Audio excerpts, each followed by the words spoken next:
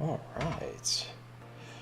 I think we're gonna get started. Let me adjust this real quick. I don't know why that gets bigger. Let me check my audio. And we should be good. Let's see. Let's get that. All right. Sick. All right. So let's jump into this. This is the last July hard surface stream. So, next month we're gonna get into August. So, looking at the screen now for those that are looking at it, we're getting into August, and in the Livestream Plus they picked illustration techniques, right? So, what we're gonna do is I'm gonna take a painting that's like probably about thumbnail stage, and then take it just as far as I possibly can, and kind of show you how I go through every single like step, through that process, right? Because usually, like in this stream, there's not as much time as I would want to really take things to 100%. So for this coming month, we're going to try to do as much as we can to take something, like if I were to get like an illustration job, or get some sort of a contract to push a painting like as far as I possibly could. We're going to cover some of the things that make that happen. So looking at this, if you want to kind of read this a little bit further, there's not that much to read. But if you did, it's in the Digital Vegetables schedule kind of section. So just check that out, and then yeah. So, but with that in mind, let's get into it. Oh, before we start, sorry about last week. The stream got like something was wrong with it. But anyway, so I re-uploaded it as just like as just a normal video. So if you don't actually like normally see it, just go to the channel and you can kind of see it there. I also post up the recordings every week in the Digital Vegetables Discord. So if you want an easy way to go get it, right, it's in that recordings folder in the live stream section. So yeah, but let's get to it. Let's see. Let me make sure I'm sharing on the other side. Boom. Share screen. Screen one. Go live. Okay. Let's do it. So, this is kind of where I am right now, right? Last week, right, I think we just had the model, and I don't have the version of last week. I kind of just painted on top of it. But last week we had just the kind of base model, and then we started adding materials, and then I kind of set up the background and various things like that. This week, what I'm going to do is, or after I kind of set up all the base materials, I'm going to start rendering a little bit further and start set dressing and start pushing some things just to that final completion point, right? So main idea being, let's kind of set dress this and push this, push like some more of those ideas into the mix, put more kind of like just finesse and detail, as you can tell, like looking at this. Oops, nope, not that one. Let's see. As you can tell, looking at this, we have our we kind of have some detail happening in like various spots, right? And it looks okay. It's not quite there yet, but overall, it's kind of like a good base block out, a good 80%, right? Now, what I want to start doing is start getting like some of the designs, start getting like this section just kind of looking a little less 3D, right? I have it ready, and this is the kind of intention for this week was to really make this area look nice and kind of lived in, and like it's a actual functioning place, right? So yeah, the main idea behind kind of what we have here is I made the building in 3D, and I had a little bit of that ground. And what I'm doing is I'm just trying to show just like 10 to 15% kind of outside of that, right? Because when you see a building, if I saw just the building alone, it just doesn't look as impactful, right? There's something that's kind of missing from there. It's not really that I don't know. It's not really that impressive on its own, right? But then you start seeing like the ground, the water around it. It kind of sets us up. It's not fully an environment design painting. We're not really trying to create an entire scene, but what we are trying to do is just push the narrative of what this one thing is, right? And I recommend everybody doing that. Whenever you try to show off a prop a building, you know, even a character, right? Show like a little bit more outside of, because, you know, if the character is interacting with something or the environment is, you know, embedded in the ground and there's, you know, stairs and set dressing around it, it just helps ground it. It helps it make it look a little bit more impressive. So I do recommend trying that out. But yeah, so yo, what's up, Hunter? How's it going, dude? All right, so let's do it. If there's any questions in the chats, you know, just hit me up. You know, I guess anybody watching or, you know, participating in various things like that, you know, definitely just type it in the chat, and, you know, I'll kind of get to you. I do have some conversations that I kind of want to talk about today, just from various questions throughout the week. So if you do have anything, just call it out, or just put it in the YouTube chat, and we'll kind of go from there. So yeah.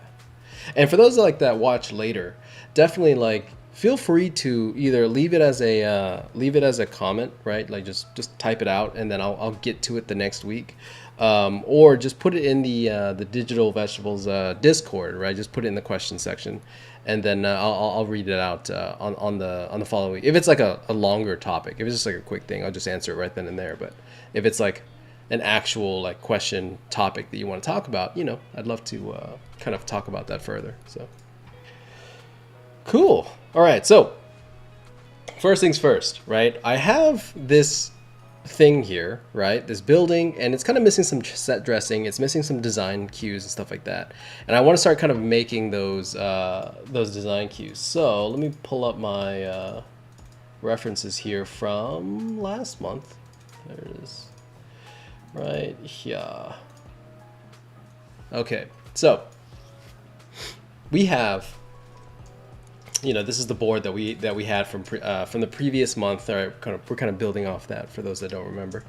And so I want to start kind of bringing in some of these smaller designs, because up until this point, I'll close that. I think we're good. All right, up until this point, we've kind of just been covering all the small stuff. You know what I mean? Or all the big stuff, right? It's like the main shapes, the main forms, the main value blockouts, stuff like that.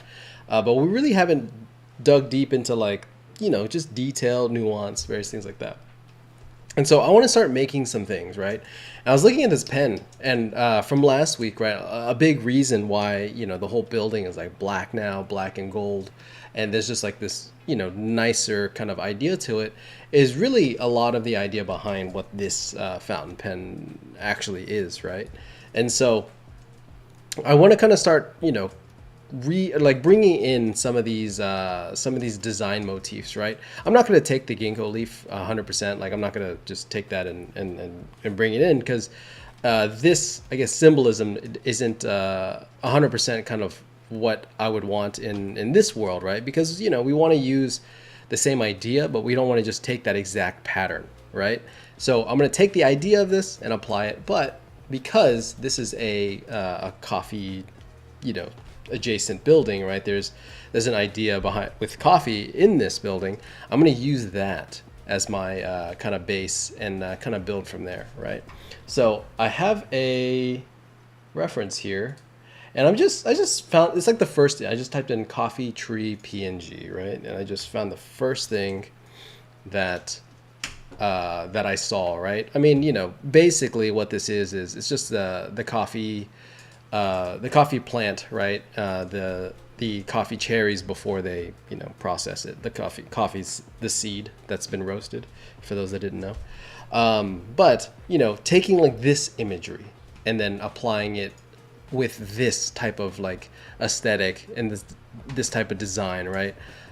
So that's going to be the main idea, and then yeah, we'll kind of go from there. So usually what I like to do is, during this kind of phase, right, whenever I'm at a decent phase of the building looks pretty good, you know, there's some things that we need, I need to start kind of making these assets, right? Because what I don't want to do is sit here and kind of design out every little thing and in every individual spot, right? What I want to do is make one and then stamp that around, and you know what I mean, and use it in various different ways. And so that's what I'm going to do here. I'm going to kind of show you how I'd like to go about it, right? Whether it turns out good or not, who knows, you know, but it is going to be something hopefully that makes sense and kind of gets us to where we're going, right? So first thing I like to do is just start tracing it.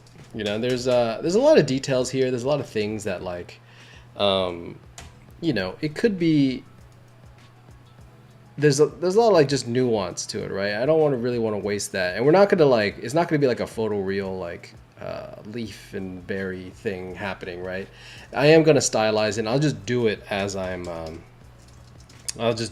like making, you know, kind of drawing on top of this, right?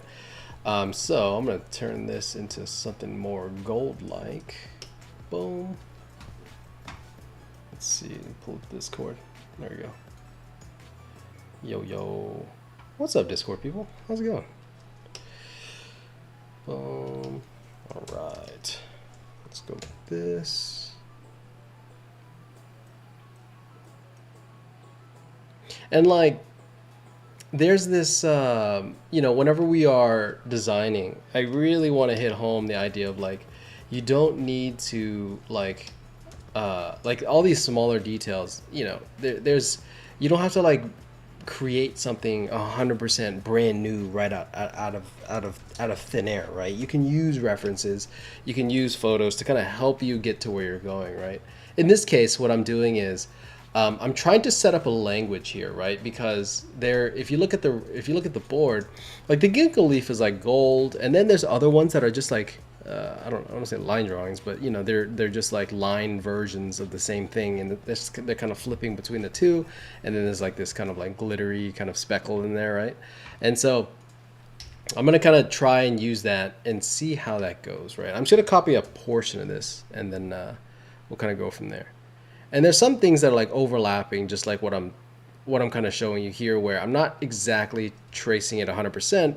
I'm using what I know about design, and I'm just going to recreate the same idea, but just, you know, better, right? It's more about just trying to make something more appealing than it is like 100%. We're referencing it, we're using it as inspiration, and then kind of going from there. Or even like, you know, like if I were to copy this one 100%, right? Or, you know, pretty close. And then, boom. And then just moving it, you know, just grab it and move it around to wherever you need. And then, you know, hopefully you come up with something that's like halfway decent, right? So, cool. Let's see. Boom. Let me get this. Ah, shit. Oh, I do want to point out something, like, for those that are like, you know, long-time watchers or people that have been kind of watching for a little while now, or even just kind of like know what I'm about, you know, there's for the eagle-eyed amongst you, if you look at the image that I've made, the last week, I think I just had like the green plane, and then there was like the blocks for the rocks, and then I think there was just spheres for the bushes, right? It really wasn't anything crazy. And so what I did here was I just grabbed my asset sheet from previous weeks, right? So check this out. I'll even show you what it's named, right? So if I go to July here, so I have it all separated out, but the assets that I used were the Zen Garden assets. And when I open this up, for those of you that remember when I was streaming from Twitch before YouTube, these are those assets, right? I made, it was for the Zen Garden pieces that I did. Hold on, where's it at? Okay, follow art.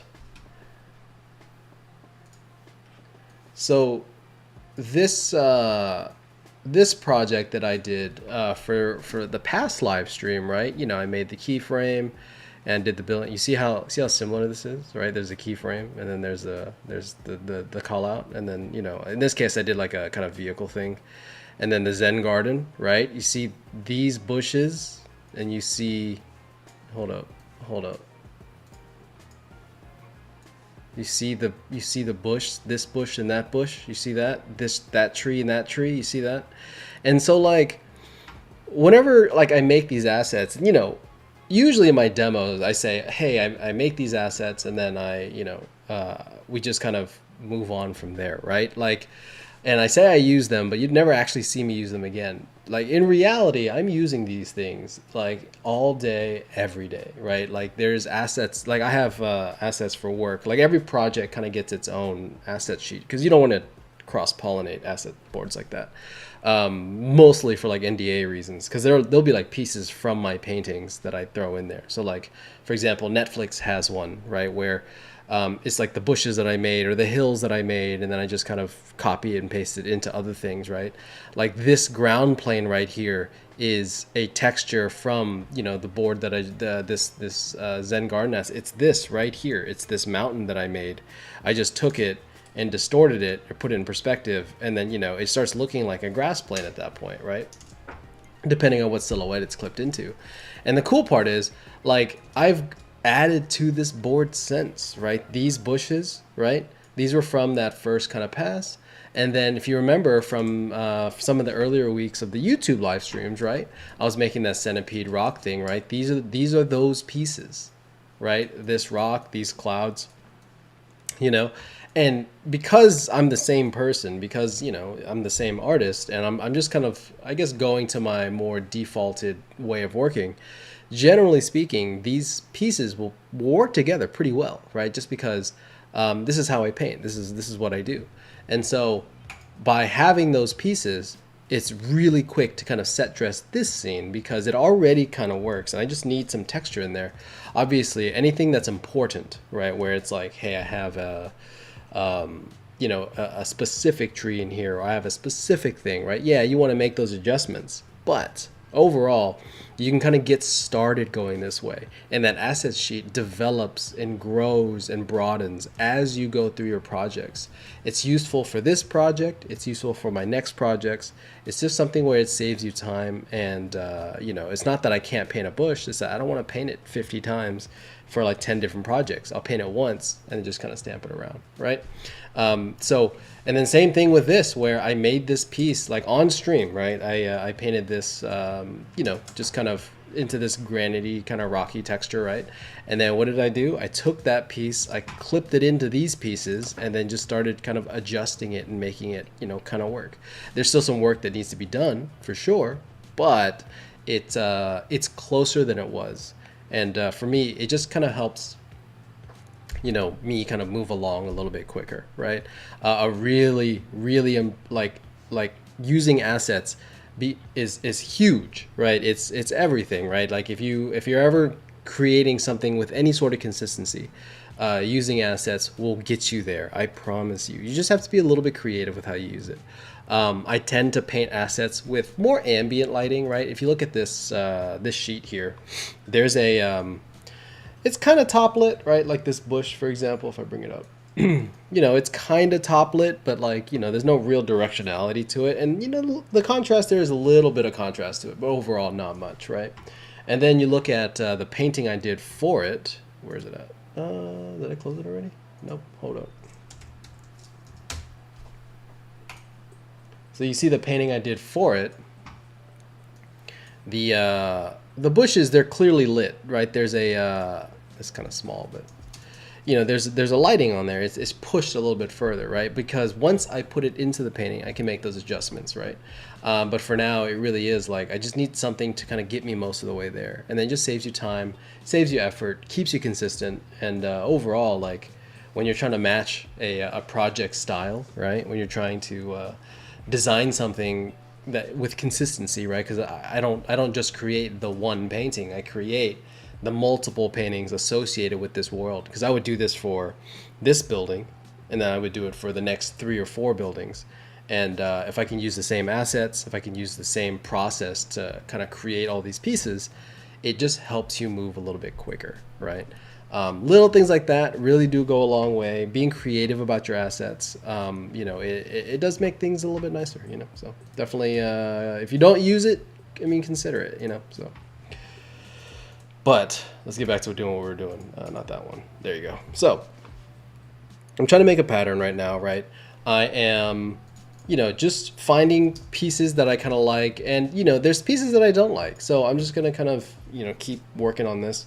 And get a kind of graphic feel / read that I want. I was thinking maybe the leaves themselves can be that gold kind of pattern. And then from here, right, making these, the cherries themselves, just like the silhouettes, right? So just making those like more of a hollow shape. This way we have contrast between the two objects just to kind of make this, you know, a little more understandable. And it's not just a bunch of blobs everywhere, you know. So maybe maybe some in the back I'll like kind of make that adjustment. And this is all I'm doing, just tracing, dude, you know, keeping it chill. Let's see. There's a thing there, and I'm just drawing in yellow. Boom. And so, like, you know, the more you do, the easier this gets, right? The more assets you have. And right now, we're just trying to make something that looks semi-appealing, right? Nothing crazy right now. We're just trying to make something that may or may not work, but this is the process that I kind of go about doing that, right? And even some of these, like maybe I'll just do this one in like gold, like anything that overlaps, right? Maybe I'll do that in gold, something like this. Boom. That way we get a read on like some of these background ones. This one, I probably want that. What the? No, hard round flat.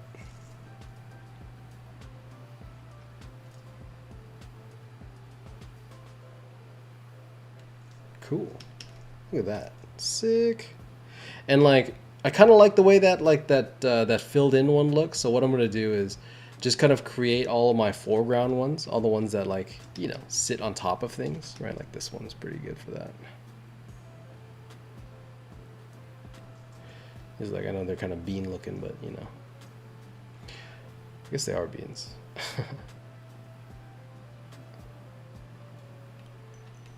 Boom.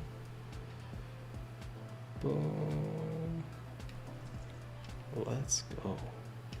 Oh, I gotta check the chat. Let's see. There you go. How's it going, Discord people?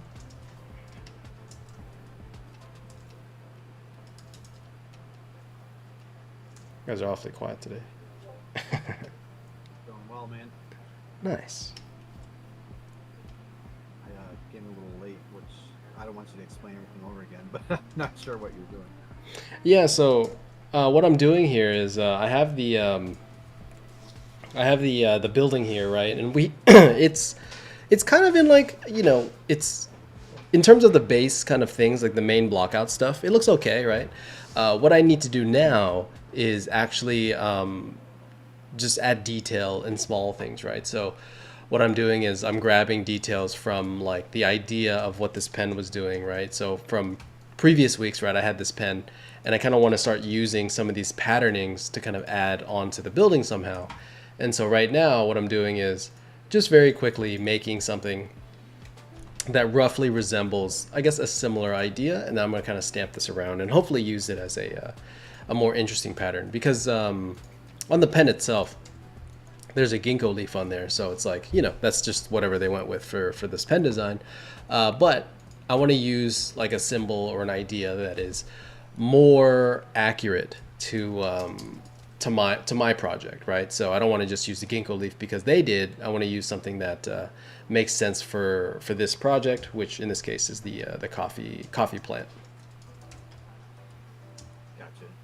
That's pretty cool. I had this goal of making an entire asset sheet one time of like designs and stuff. Uh-huh. Yeah, that didn't go so great, but Why not? What happened? Well, what was some of the things? you know what my biggest problem with it is? I get like starting to make it, and then you know those things can take a while, and after a while I'm like, you know what, I don't really like this direction, so then I lose my motivation for that sort of designs that I was going for, and I end up doing it again and again. I've done like different asset sheets several times. So I have a couple of them somewhere. When you make the asset sheet, right? Do you sit down and like you spend time to make it, or do you just make it as you paint? So I spent time. Like I knew at one point I wanted to do like a Zelda dungeon like redesign just for fun, just for like portfolio fun. Yeah. And I took the Link to the Past. That was like my favorite one. and there was a temple, it was the ice temple. So I wanted to do all this patterning based on this weird design statue that was found throughout the temple. And I did a lot of different things, but I ended up like going a total different direction. But I did these like 2 or 3 sheets prior to even starting the research on the, or right after the research. Sorry. Yeah, gotcha. It was all right. It's hard. I will say, like, I think for me, because I don't say never, but more often than not, I won't sit down and actually make assets, right? Like you've seen me do it where, like, in my paintings, right, for like this rock, for example, that rock was literally part of the painting, right? Like I was doing it in scene, and then once I like kind of got it to a decent stage, I grabbed it and brought it out. Because even then, like when you look at this, these two rocks, I believe was the same rock. I think this one is where I started. And then this one is kind of where I eventually kind of took it once I started like, designing edges and stuff. And like, I just like, I got it far enough to where it looked like a rock, and then I was like, cool, let's save that out and we'll stamp it around everywhere else. And then eventually I was like, well, it's not really that good of a rock quite yet, so I need to like do something to it. And so I grabbed it, brought it, and then I like, took it further and drag and dropped it in. And so I'm just saving pieces. Same with this, where I'm like, I was painting this in scene, like it's even, it's even around the rock right now, it's just the rock's not there. But I just take out the piece and, save it when I need it. And this way, it's something that you used, right? If you sit down and make it kind of like beforehand, it can end up being an unused asset, right? Which, I mean, depending on what you're making too, right? You got to remember, like, I'm nothing there other than the centipede, and that wasn't even, I just painted it and then I put it into the asset board. But this is a rock. These are clouds. This is a bush. That's a hill. It's, it's not that specific, and so anything I'm doing, I'm just making sure that like when I do design it, it's not so specific to where it only works in this one painting. You know what I'm saying? Yeah. No, that's so smart, man. I have never thought about doing that, but there's times like when I make the paintings like rocks or clouds that instead of painting it all over again, I should have just made a sheet of the things that I think are good looking. Oh man, I'm gonna start doing that. Oh yeah, dude. Like I've had so many projects where like I will like let's say I had to do this design lately, like very very very recently, where it was this kind of like wooden backpack thing, and there was like ropes, right? And then like, I just there was like 50 rows of ropes, and when you do a rope, for everybody, the fastest way that I know how outside of modeling, right, is I'll grab a hard round brush like this, and then I'll kind of make it like a oval shape, right, and I'll kind of make the spacing somewhere like this, and this way, whenever you do it, I'll kind of do something like this, right? You kind of get that ropey kind of shape, but it's only the silhouette, right? And so then I have to go in, I have to grab some sort of texture brush, something like, I don't want this to be a rope tutorial, but something like this, desat, darker, right?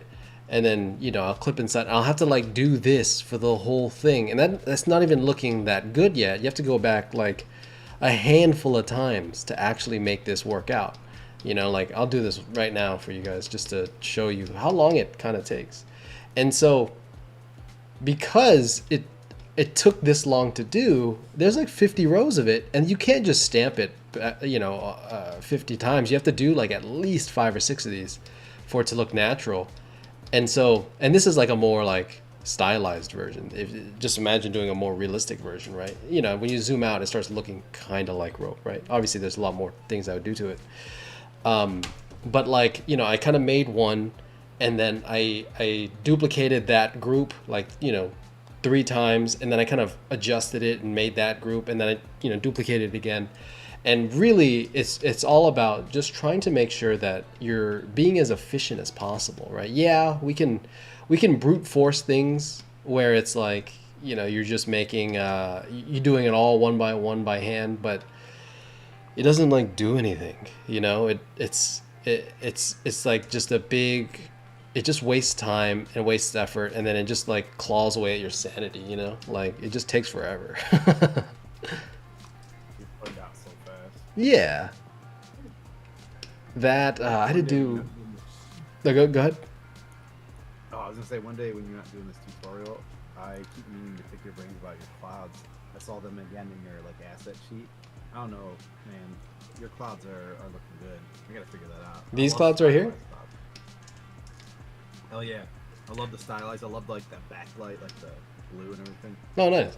Yeah, you know, it's funny, man. Like, I was, I mean, I'm not even that good now, but like, I was really bad at clouds before I started on the season 1 of Blue Eye, and I don't know why. I wouldn't say bad, but I just wasn't amazing at it, and like, uh, my production designer was like, "Hey, we need a sky card, right?" If for those that don't know, it's in animation. There's like an actual like painted sky, you know, oftentimes, and they'll to kind of bring in that illustration quality, they'll have like us do a matte painting or whatever of it, right?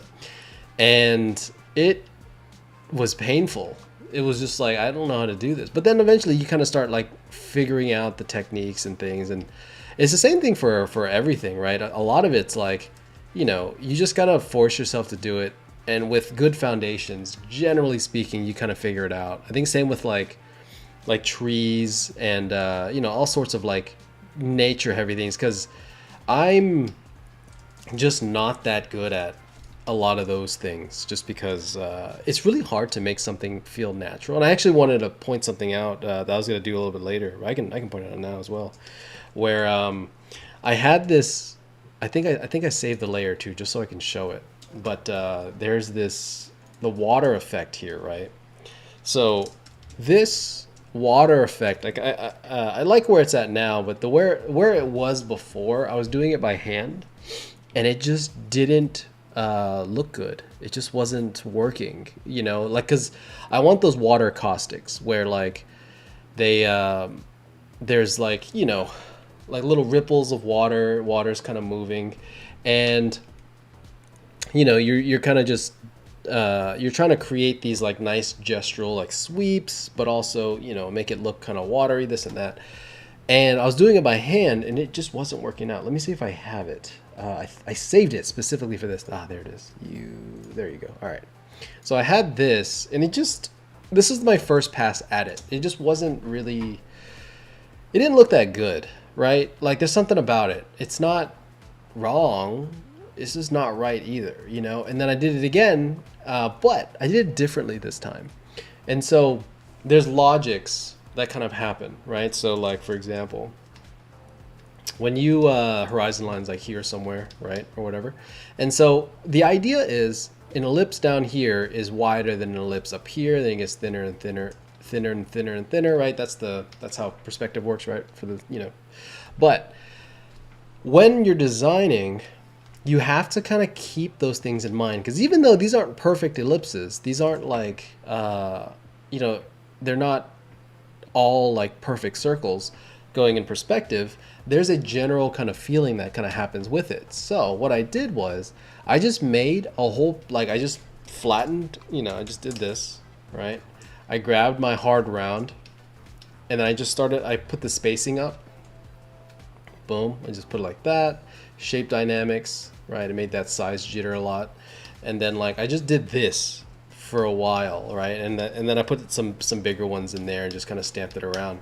And then I used that selection and then warped it in perspective, right? And this is what this piece is over here.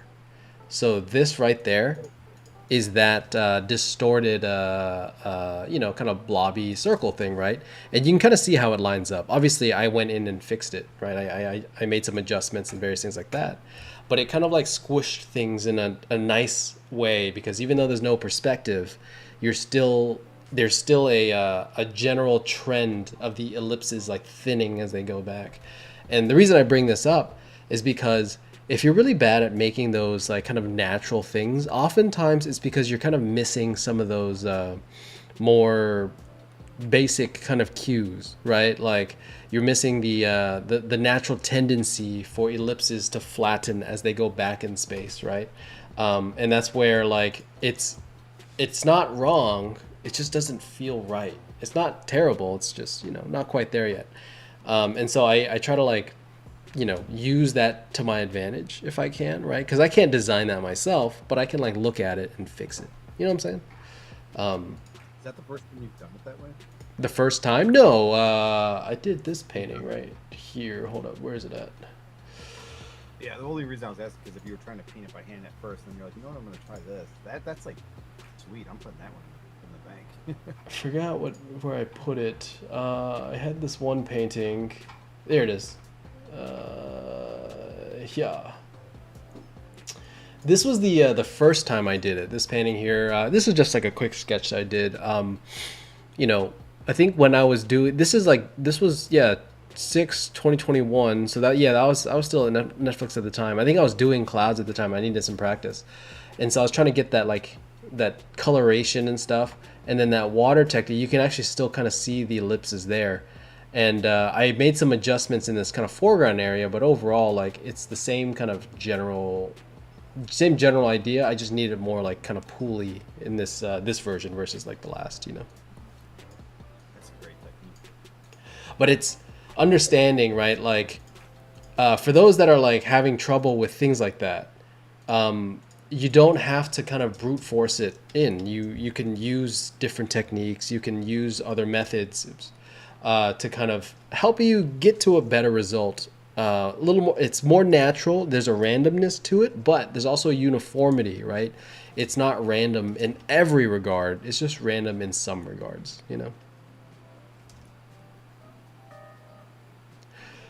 got a YouTube comment. Hold up, I gotta read that. All right. Hey Kenny, what camera do you recommend for concept artists to collect for reference? Whatever camera's in your pocket, man. Whatever you have. That's the biggest thing, right? Because if you want like an actual camera recommendation, the best thing that you can afford, generally speaking, because it's a never ending it's a never ending quest of like better quality, right? Because what camera do I recommend for reference? The highest, newest, most expensive camera you can get, right? Like, that's because that's the best quality. But in reality, it's whatever you can afford, just do that. Because any camera, most smartphones from like the last 10 years give you enough quality to kind of use. Even like old DSLRs that you'll find at like junk shops and stuff. Like, I'm not 100% sure where you're from, but most places, they have DSLRs that, even though it's like 10, 15 years old, it's still really high quality, or for what we need, you know what I mean? And so use whatever you got, obviously, film would make it harder, but you do whatever. But you got to remember, you got to know what you're using it for, right? Because when you take the picture, you just got to realize like, oh, okay, I just need to understand what the texture's doing. I'm not actually going to use this photo, right? And you're kind of, using the camera just as a reference point, right? And as your cameras get better, if you can afford more, blah blah blah, this and that, then you start getting into like we'll start getting something a little bit nicer. So, long story short, whatever you can afford.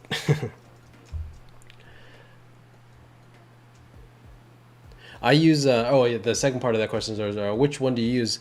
I mean, for me, I use I have a Fuji. I use Fujifilm for a couple reasons, right? There's it's a cool camera. I like Fuji a lot. The reason for that is because it is a pretty high quality camera that has budget options. You know what I'm saying? So like, the reason why I'm saying it this way is because there's better cameras out there, absolutely, right? There's Sony's, or if you want the top of the line, generally speaking, Sony is like pretty up there. There's really no doubt when it comes to like those things. But for me, I wanted something that's kind of smaller, compact, so I can like travel with it without throwing out my back. And then two, they're affordable, like for upgrades and stuff like that. Because like the most a Fuji lens other than like the crazy like telephoto ones, it really gets to like maybe $1,000 for the top end lenses, right? In terms of like the Fuji line stuff, like the Fuji primes, the fast new ones, right? The 33s and the 23s. And then like for $1,000 in a full frame camera like Sony, I mean that gets you like a mid grade lens. Like you're not like, because you're looking in like the 2000s for like the G Masters and stuff like that. So you know, it's pretty high quality, like really good. You know, professionals even use it, and it gets me what I need. You know, and like I like the more retro aesthetic too. I'm a sucker for older looking things because you know it is what it is. But yeah, that's what I use.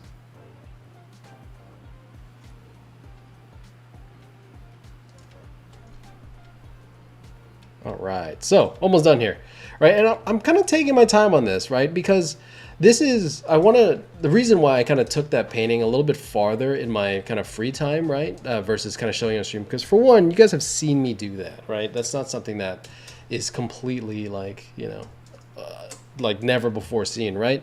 But what I'm trying to do here is really illustrate the point of like, we're taking our time, we're making something that we can actually use over and over again. Because if you make something that's shit quality, right, and it just doesn't look good, you're not going to want to use that asset, right? But if you take your time and make the asset actually look interesting, right, create something that actually like has some sort of appeal slash design to it, the chance of you using that becomes a lot higher.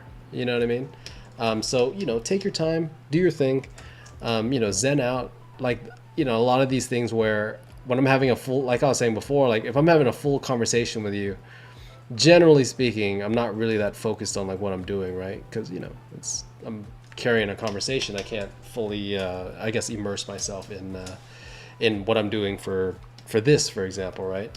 But that's the point. It's easy, you know, just watch a movie, do whatever, right? There's different phases that I kind of like to get into when I work, you know. Whenever I'm at the studio, if I'm like in a concept mode, you know, I'm usually like music with like no lyrics, or at the very least no lyrics that I understand, right? You know, like you can do like, I don't know, I won't say like K-pop, but you know, you could do other languages or instrumentals and various things like that. And it kind of, you're not distracted by the words, right? Because the second that I start hearing words, I can't think as easily, right? Oh, maybe I'm just getting older, who knows? But you know, it's a lot of that. And so what I try to do is during those phases, I'm focused, I'm concentrated on what I'm doing, and you know, I'm kind of getting an idea out, right?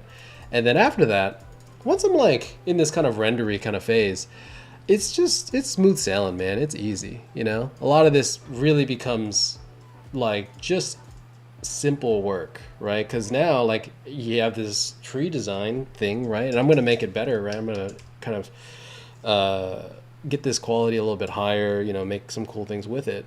But, you know, it's like, and they ask you like, dude, you designed that? And you look them in the face, you tell them, hell yeah, dude. That's what I do, man. That's why you pay me the big bucks. Because, I mean, you did design it, you know. You just used the base as a starting point. Boom. Let's go. Oh, let me check the live stream chat.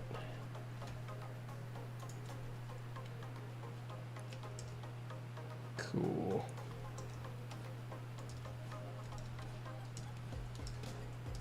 Control Z is your friend, I will say.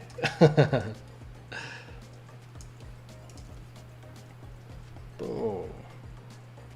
Let's go.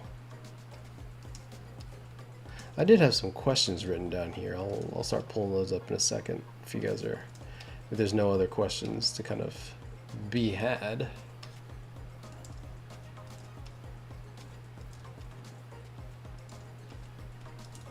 Boom.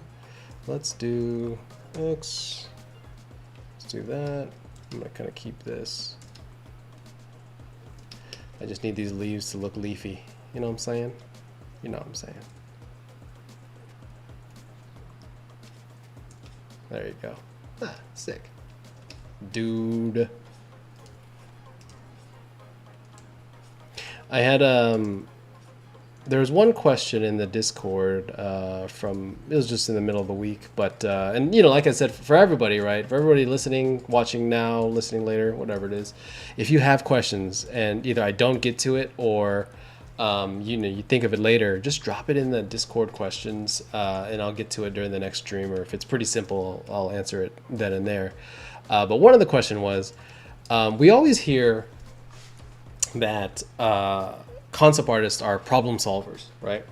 Like I heard this a lot, a ton. I'm like, it's really everything you always hear from everywhere, right? It's but in school, you're always taught just drawing and painting. Like even in my classes or even in other classes, there's usually not that many problems to solve. You know what I'm saying? Like, it's like, hey, I need you to make this environment. And you're like, cool. There's no problems here. You know what I'm saying? It's a lot of like just painting and drawing, right? Like it's weird because I always hear that, but I never experienced it until I actually started working. You know what I'm saying? And like, so like, what even is that? Like why? Because if I'm not taught it in school, right, then, I mean, what the hell is it even, right? Problem solving is weird because when you think about concept art as a whole, right, or as a student, we're always like, oh, concept art is, it's art, right? You're drawing and painting. And this kind of leads back to a lot of what I was saying before, where it's like, it is, but it isn't. Right? Like, yes, we are drawing. Yes, we are painting, right? But what we really do is we're thinkers, right? We think about things and we create experiences for our audience, right? Whoever's looking at the painting, whoever's, entertainment designers as a whole, we create experiences for people, right? It nowhere in there has anything to do with drawing and painting, right? Because at the core of it all is that we just communicate an experience, right? And we happen to use drawing and painting to communicate that experience, if that makes sense, right? Because in reality, if we had other ways to do it, we probably would. And so this is kind of where, you start seeing all the other different jobs kind of come in, right? Where it's like, or not different jobs, but different like ways to communicate an idea. Because if I gave you a drawing of something, right, that you would understand what that thing is, right? That's, pretty clear. If I gave you a painting, you would still understand what that thing is, right? Maybe you get a little more information, but generally speaking, you know what it is, right? And then going one step further, oopsies, dragged it into the wrong one. Hold up, give me 2 seconds. What just happened? There it is. If I gave you a 3D model, it still communicates whatever that idea is, right? You see what I'm saying here, where it doesn't really matter what I use. I'm still communicating whatever it is I need to communicate to you, right? The building is shaped like this. The thing is, does that, so on and so forth. And so that's why you see so many different artists with so many different skills, right? Because if it was about drawing and painting, we would just be doing drawing and paintings, but it's not, right? That's why a lot of different artists use, different programs. They use 3D. They use, some still use clay. Some use napkin sketches, whatever, because all we really do is communicate ideas, right? This is the core of what we do. And the reason I'm kind of like really hammering this point home is because we want to understand that point first, right? Because when we're making a production, right? First of all, like there's a whole team behind this, and there's a bunch of different reasons why things need to be done a certain way. There's an ideal way to do things, and then there's the way we're actually going to do it, right? Because there's budget constraints, there's time constraints, there's manpower constraints, right? And so all these different problems kind of show up that you would never really expect. And this is why I kind of brought up the idea before with school, where you don't really have those constraints. It's show me an environment that is, like the size of, a whole country, and like give me this huge spaceship that, like no one could ever possibly build, but it's concept art. It's what we do, man. This is, It's art, dude. You know what I'm saying? And so it's a lot of that. It's a lot of just you're just making shit up, and none of it actually matters, right? And so when you get into a an industry job, that changes because now there's constraints, right? There's other people in line because my final output for this painting is just a JPEG. So it's like I can do whatever I want as long as it's in the parameters of what this Photoshop file can do, right? But in real life, there's animation constraints, right? Like they can't animate 5,000 people in a scene, or maybe they can, but there's not a budget to do it, right? They don't have enough people, they don't have enough computing power, they don't have enough whatever.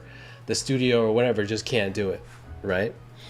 And so what do you do when you have a scene? Like you have to have this scene where it's a city shot and you're looking down the street of a busy intersection. Think like Shibuya, where it's like there's that Shibuya crossing. There's like, just 1,000 people within like that 10 feet radius, right? And like, how do you create the sense of a crowd without having to actually put a crowd in there?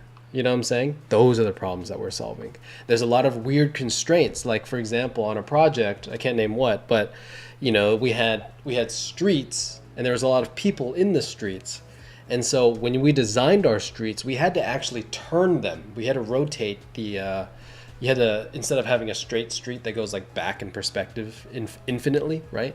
We had to like make the street turn, or we had to do a T-junction instead where it walls off, because the further you see down that street, the more people that we have to animate, in which case there's a limited amount. Like we had a set budget of like, I think it was like 30 people for that scene, you know what I'm saying?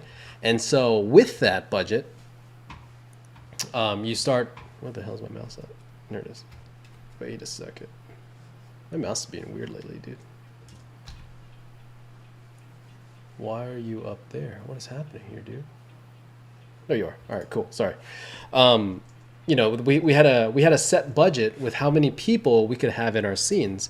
And so we had to create, us as the environment or VizDev team, we had to create a world where you can't see more than 30 people, or you can't see more than 30 animated people. It has to be like 2D cards in the background at that point.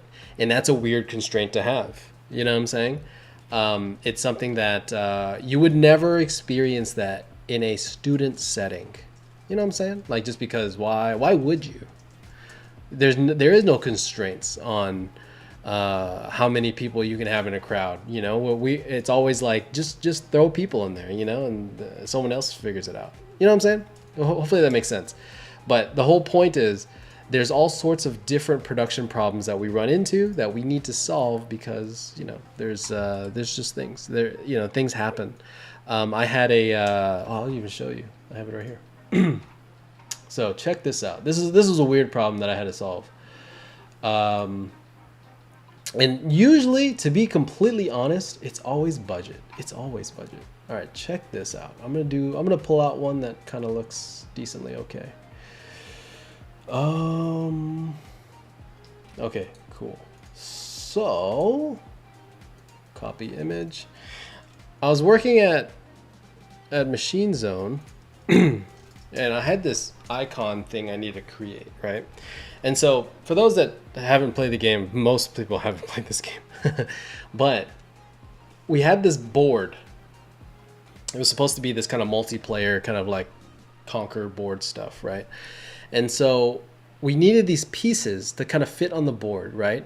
And it was a 3D space, kind of, right? It was a technically 3D space, but we needed 2D assets to fit on the board and for it to look good, right? And so this is the actual asset. Obviously the green and the tan and stuff, that's just placeholder, right? But really it's the pieces that we're doing here that we actually needed, right? And so it's weird because these lines go back in perspective. They converge. There's here, I'll show you. Oops. These lines right here, they converge, right? If I do that, if I bring that over, right? Clearly converging, right? So there's perspective here. And I need this to fit inside of this board, but it needs to be an isometric thing. And you can't just put an isometric thing on a perspective board. It doesn't work that way. And that was the constraint that I had. I had to design pieces that fit on a 3D board, but they're 2D isometric pieces, right? And so what I did was the perspective on the individual layers. So, thinking X, Y, Z, this is, let's say that's X, right? Going this direction. That direction is X. Going this direction is Y. Those converge. These lines, this parallel line and this parallel line converge, right? Eventually they'll meet up. It's very steep, but, or not, it's very it's pretty parallel, but it does converge, right? But the Z doesn't converge. I keep those exactly the same. And now you can see how these pieces, this building is in perspective. It's just the pieces themselves, when they go vertically in their space, it stays isometric, right? Because in reality, you would have, something like this there, and then this should converge like that, right? It should be going, it should converge, right? But it doesn't, because we needed it to still kind of feel isometric. So I had to, basically just make some shit up, right? Where it looks okay. It's something where it doesn't look completely off, but it kind of fits with our constraints, because that's what we were doing. Whether it's right or not, who really knows? But the whole point is, we had to create a solution to a problem that only happens usually just because of monetary things. You know what I'm saying? Hopefully that makes sense. But a lot of it really is they're not problems that you would normally think of. They're not problems that we just have. I guess in general, it's a lot of hey, we can't build that high, or we can't do these things. There's other constraints, and you have to design something that kind of works for that idea. You know what I'm saying? So there's what else did I have? What other problems do we have? There's a lot of weird things, right? For example, there's a lot of reusing things. So we'll reuse assets and stuff from other areas, but we can't make it look reused. And so when you design this thing, I'll design it from multiple angles, right? Let's say it'd be a plot of just a 1x1 block of something, right? If you're inside of a building, and I'll design it from one angle and it looks okay, and then I'll flip it over and design that other angle. That way you have kind of two pieces that work. And so when they kind of connect it in the model in two different ways, it's something that it just helps kind of give us more options. It's really weird, and it's really specific, and you're never gonna know exactly what they what it is when it comes down to it. But it I don't know. It's just it's a lot of problems that you just have to solve, and we use our design skills to do that, right? What I really want to convey here is that at the end of the day, your design skills is really what carries you through those ideas, right? Because what you want to do is figure out what the core of the issue is. A big problem that I I kind of come across with a lot of artists when we first start our first start doing anything really, is that we're listening to what we're told, right? And that sounds funny, but it's something where if I gave an assignment and I said, hey, you need to do A, B, and C thing, right? And they did it exactly to the T. Sometimes, for those that are working, sometimes you're I did the thing, and they said it was completely wrong. I was like, what are you talking about? This is what you gave me, man. This is what you told me it was supposed to be, right? And it's really weird sometimes, but the best artists, right? The ones that are really, really nice to work with, really great artists to kind of be around, right?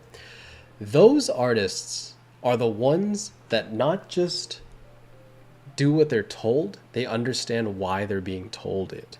Does that make sense? Because, for example, if my let's say my production designer, my art director, whoever, right, gave me an assignment. We're like, hey, there's this street, and I need you to make it turn or whatever, right? Or I need you to design this street, and then I just need it to curve off or whatever. Sometimes we can kind of miss some notes, right? That's very natural, just as a whole. We missed some notes because either we forgot about it, or it wasn't really that big a deal to begin with, whatever it is, right? If you don't explain why, or as the artist, like if you're the lead and you don't explain why, or if you're the artist and you don't try and figure out why, you can design something where you're completely going against what the intention or the reason they even said something to begin with. You know what I mean? I think I've said this a couple times, but I had this assignment once where I was tasked to do this painting, and this is like where I learned it. Unfortunately, I learned it on the job. Fortunately and unfortunately,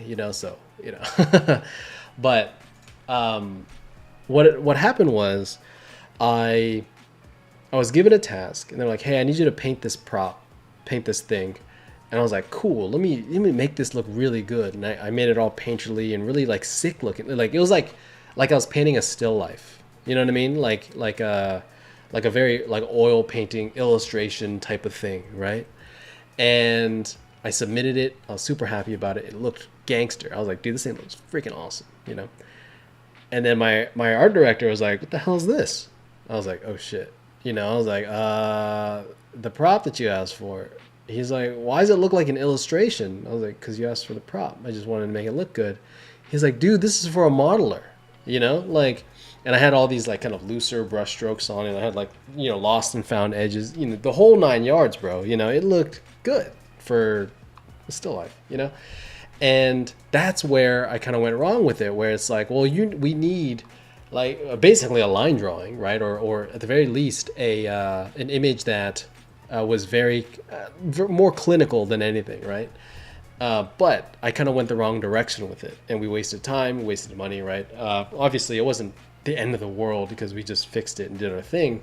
But those types of mistakes is a big reason why there's like seniors and juniors and various things like that, because we want to know, like, you want to ask yourself, like, why am I being given this task, right?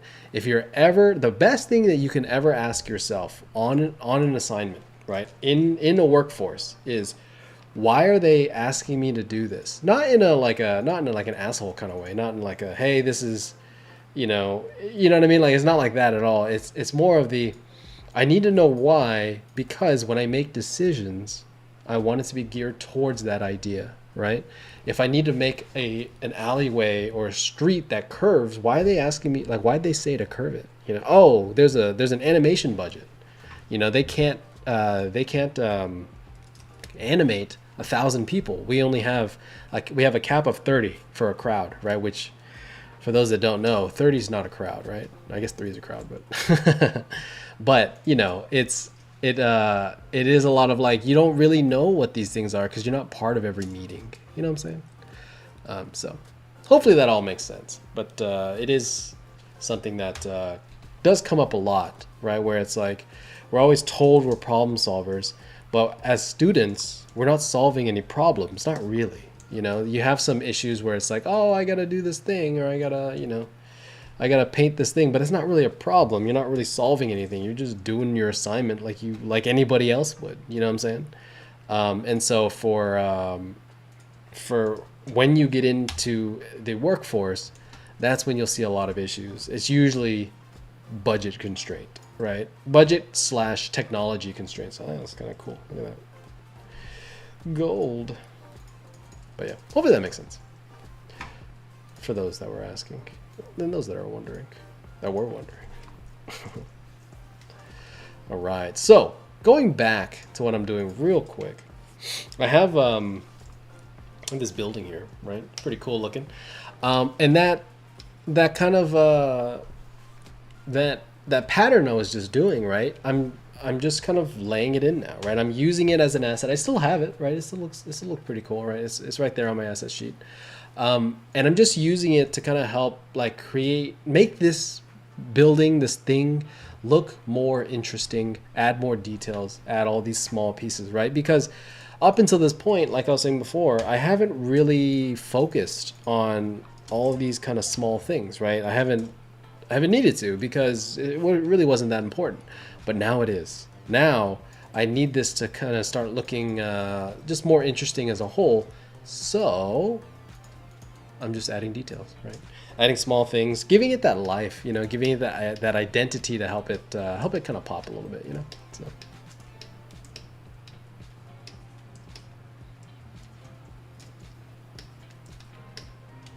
Boom. And for those kind of wondering what I'm doing here, instead of trying to paint, okay, so I did this last week, and I kind of briefly mentioned it, but I had this sphere here, right? And then I like kind of got it. I filter, blur, Gaussian blurred it, right? I did the, you know, I kind of roughed up that sphere, right? And then I made that kind of gold sphere, and then there's like a silver sphere on top of it, right? And so like what I'm doing is instead of repainting that bottom texture, oops, not this one. There you go. Turn that off. There you go. Instead of repainting that bottom texture, I used it as a way to make the gold kind of sit in a little bit better, because there's a lot of like nuance and textural detail, even though it's stone, even though this thing is like a rock, right? Or it's supposed to look like a rock.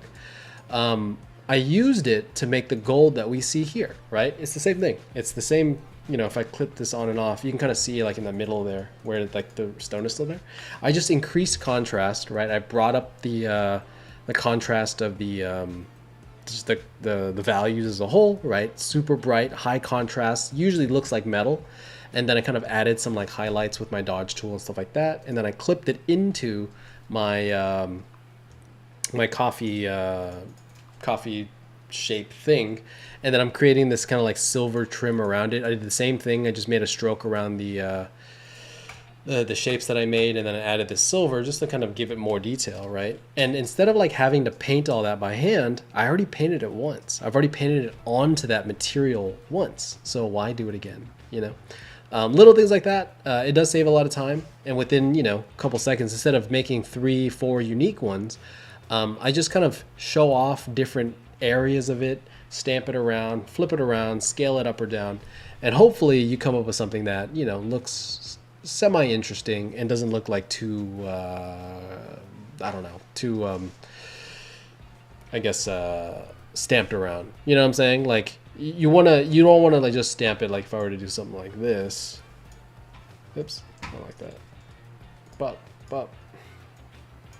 You don't want to do something like this where like, you know, you grab it and then you show it like once and then you show it literally the same way again, because that, you know, that's obvious, right? But if you rotate it and you show different parts of it, right, that's when things start looking a lot better, you know. So tricks of the trade, because you know me, if I don't have to paint it twice, I will not. We do not play that game. That's not how we roll. You know what I'm saying? Big Kenny, I got a question for you. Yo, what's up? It's pretty broad, but like, out of all the things, you know how like as you're growing, you get these aha moments and you're like, shit, like this was a game changer. What was would you say out of all your like learning, environment, design, all this stuff, what was your biggest game changer? Like, holy shit, it changed the way you paint and everything. What was the things that, what would that be?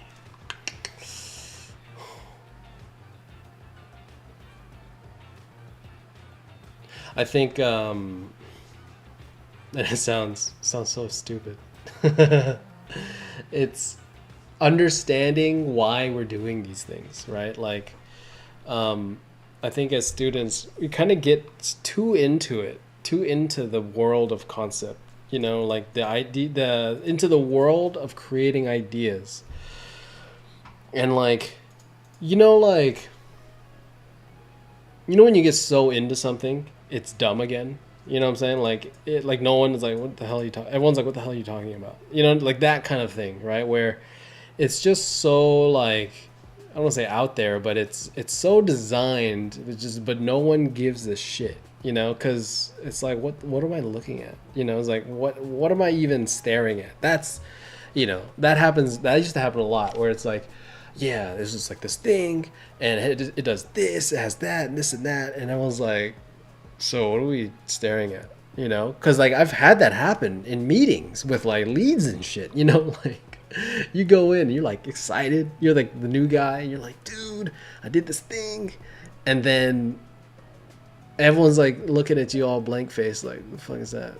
Okay, that doesn't, you know, but it's like unique, right? You're like, I've never seen this before. Like, you know, it could be actually unique. You never really know. Um, but a lot of it really comes down to like, no one understands what the hell they're looking at when they see this, right? And that's where it's like, you want to really ask yourself, like, you know, when I design something, does anybody get this? Does anybody who's this for? Like, what am I? You know what I mean? You're designing something that doesn't like speak to anybody. You know, it's too like, I don't know. It's too into itself. Is really the only way I can like kind of describe that. And when I was interacting with one of my art directors, you know, I've said this before like a million times, but a lot of it really was like, is this like cool and fun to look at? You know, because that's all we do. We design. We don't design for other designers. You know what I mean? And that was one of the biggest things where I think as artists, we always like want to try and create like the most interesting thing, because, you know, we are artists that want to create the most interesting things, right? But as artists, we have to remember our prominent kind of like design, or our prominent like audience, it's just normal ass people. You know what I mean? Like, you ever show your work to your mom or whoever, and they're like, I don't know what this is, honey, but yeah, I'm glad you're having fun. You know, like that kind of thing. It happens. It happens to most of us, you know, because, and then you know, it always gets written off like oh, but you don't get it. You don't know. You know, you're not an artiste. You know what I'm saying? And it's such a stuck up kind of behavior that artists kind of have, where we kind of like, you kind of get, not you, but not anybody specifically, but we get very elitist about our art, where it's like, that's not art. That's not, you know, and it's a really not great kind of, I guess, understanding of what we do, because we create games, right? And they're games for kids. They're games for teenagers, you know, young adults, stuff like that. We create movies for people to go enjoy, not just artists, but people as a whole. You know, just the general population, right? There's obviously there's a gear towards certain audiences, right? Certain demographics, but generally speaking, most of them aren't artists, right? Or at the very least, you know, not always. And so once I kind of understood that, my framing of like creating like, and you know, for those that have taken my classes or understand kind of what I'm about, you know, when I talk about like, you know, how do you get someone to feel something? How do you get the audience to understand what you mean? Because you shift, you make that mental shift of, oh, I'm just trying to make a normal audience member feel a certain way. I can't do these like very artistic kind of like roundabout things, right? I have to kind of do it pretty straightforward. You know, it's a lot of like, just say it plainly, because that's the people that you're kind of, and I'm not saying like people are dumb or anything, but if they don't get it, what's the point? You know, what's the why does this thing even exist if the person you made it for doesn't even know what the hell they're looking at? You know, and so when we create experiences, we're creating stuff for an audience, right? Somebody, and then understanding who that audience is, I think, was one of my biggest kind of like aha moments. I'm like, oh, we're creating movies for my mom, my dad, my siblings, right? That aren't artists, that aren't entertainment designers. And the idea of originality kind of, I don't know, it like, I don't want to say disappears, right? Because yeah, there's a level of originality that we should always have and always strive for, right? Because you want to give people like, you know, things that they want to, like things they want to see but don't know that they want it, kind of thing. You know what I'm saying? But at the end of the day, you're trying to reach an audience. You're trying to have them understand within seconds what the hell that they're looking at, right? And as long as they kind of understand it, you're most of the way there. You know what I'm saying? It's a very simple concept, and maybe I'm just dumb because I didn't get it right off the bat. But it really is like, it's that simple. It's, does your audience know what you're doing? You know, because you'd be surprised. It's just like, because we, you know, especially like we've seen it before. There's some artists that, you know, I guess create the most interesting, most unique things that we've ever seen. And obviously for artists, we try to celebrate them as much as possible. We're like, yeah, this person's amazing. But then, you know, you see the person doing fan art and they get like the 1 million followers, they get all, you know what I'm saying? It's not good or bad. It's just it's just what it is, right? And the understanding is, it's because the general audience knows what that is. They can relate to it. They can understand that message, that whole idea. But it kind of, you know, the more unique things does kind of go over people's heads. And we work in a entertainment field that is really meant for the general public, right? It's just for the general audience to like understand what our things are. You know what I'm saying? Hopefully that makes sense. No, it makes sense for sure. I was laughing a little bit though when you were telling the story about like when you show people like your mom your art.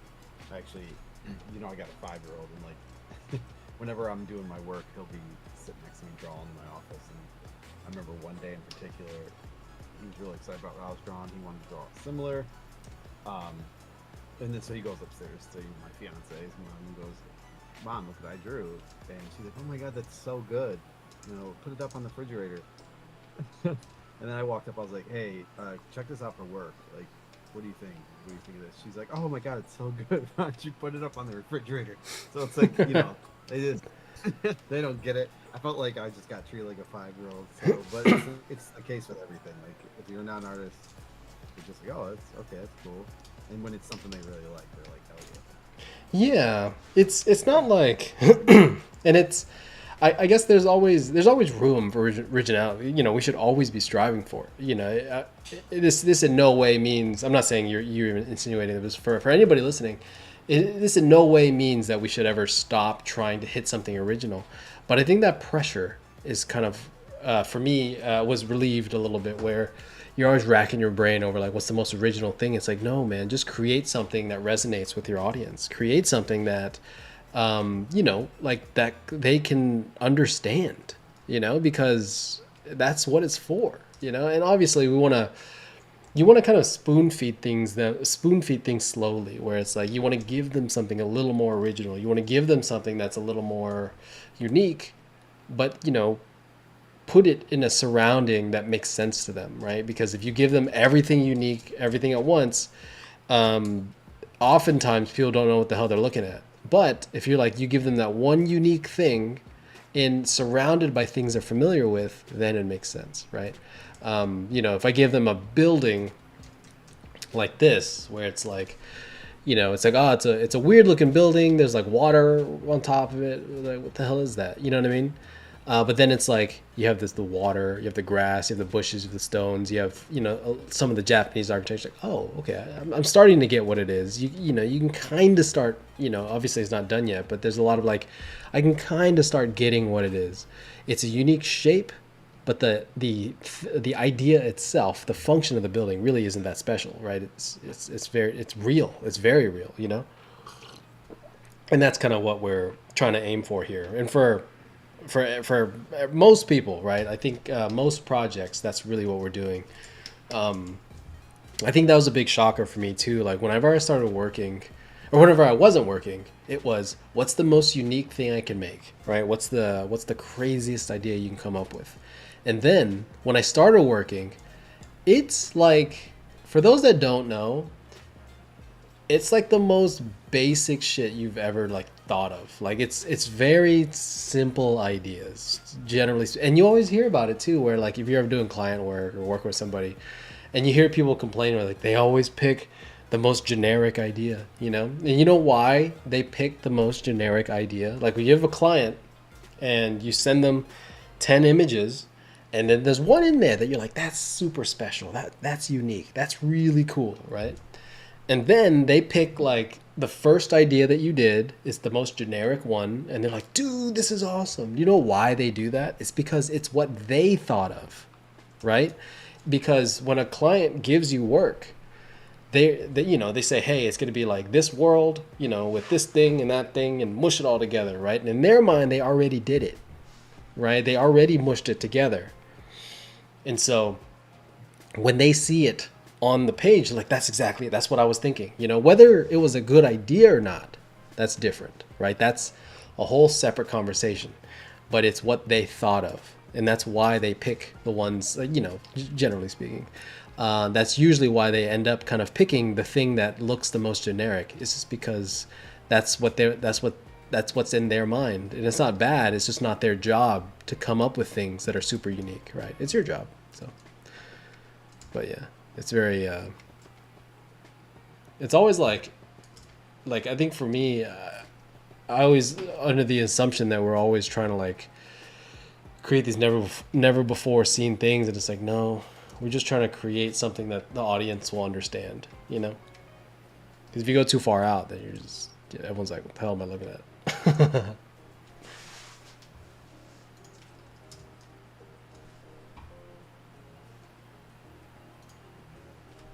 Yo, Jay's here. What's up, dude? What's up, Jay? How you doing, man? How's the baby? Hello from Japan.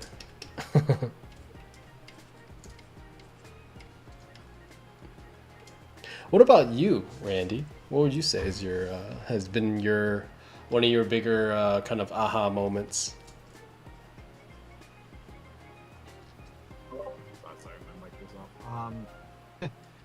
Dude, there's a couple, but every like mentorship I do, I learn some big tip. But one was the mentorship I did with Leia Pinto, Uh-huh. where it was like hard edge and lasso and like separation of like you're going in with your design with really clean hard edges and then going from there, because it really helped me like clean up my shapes and separate stuff that I wanted to jump up or jump out. And then you'll laugh, but it was recent. It was, you know, the one with on Monday. It was the numbers of the values. Holy shit! Like, I actually have a client contract right now where I'm doing these like creature design things, and I used what you showed me, and I was like, holy shit! That really saved one of my paintings that was dying pretty quickly. Nice. And I was like, you know what it is? It's probably the values. So I scaled them up and looked at them from like a number point of view, and I was like, oh crap. So I think that was going to be a big impact for me, for sure. And then the values, like when you have like saturated shadows versus desaturated light stuff, that was a big one too. Ah. Yeah, it's funny, and it's the basic things, you know. I think like a big thing for me was that you would learn all these things. It's like in school, right? For example, you would learn I don't know, something like basic, you know, perspective, just general tips that you hear from your teacher or whatever, right? And it's always just fundamental things.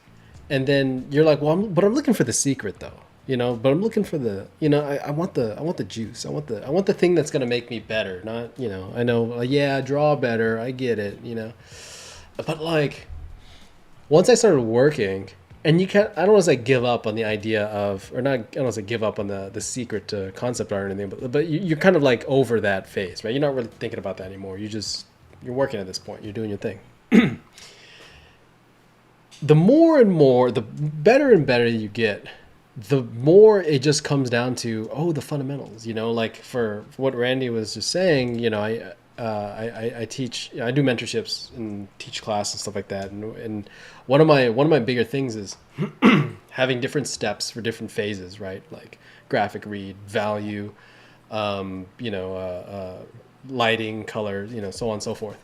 And the reason we do it that way is because we want to create a way to troubleshoot our way out of our problems. Because more often than not, we don't have a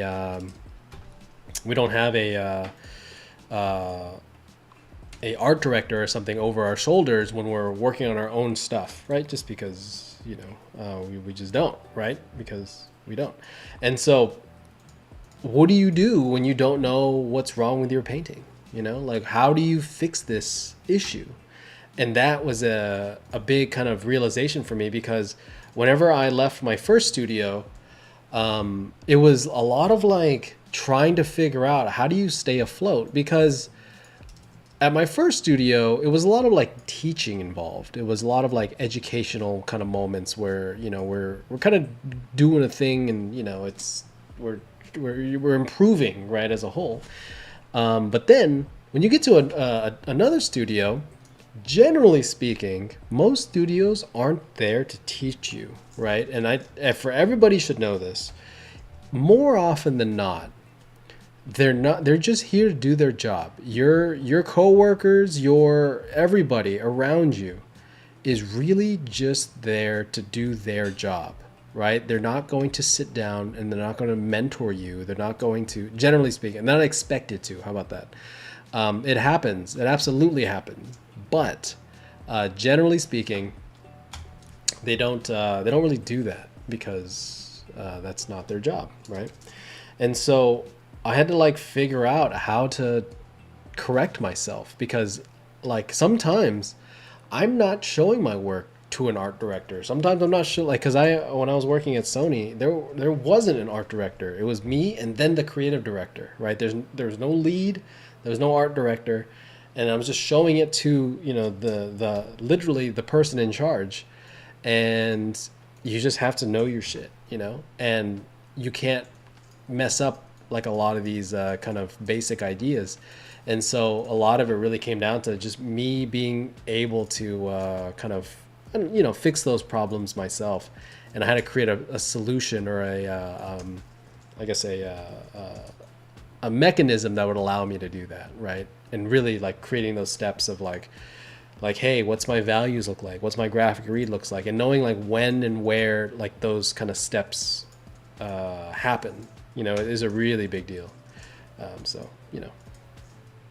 But yeah, that's what that was about. All right, let's see. Sweet, we're moving. So let's keep going. So right now, right, I'm just kind of addressing some of that staircase. Really like it's a lot of this, right? Going back and just addressing details, doing things, improving, whatever you need to do. So rendering for me, or I guess like kind of finishing off that last pass, really is, generally speaking, a pretty, I don't want to say mindless, but it just takes a while. You're just kind of going through step by step, finding patterns, doing things to, hopefully make your image look decent, right? So, oops, what the. Boom, boom, boom, boom. Let's do it. Should I do it on here? That's too much, right? Yeah, that'd be way too much. But what I'm going to do here, though, I'm going to invert this. Nope, not invert. I'm going to darken that. There you go.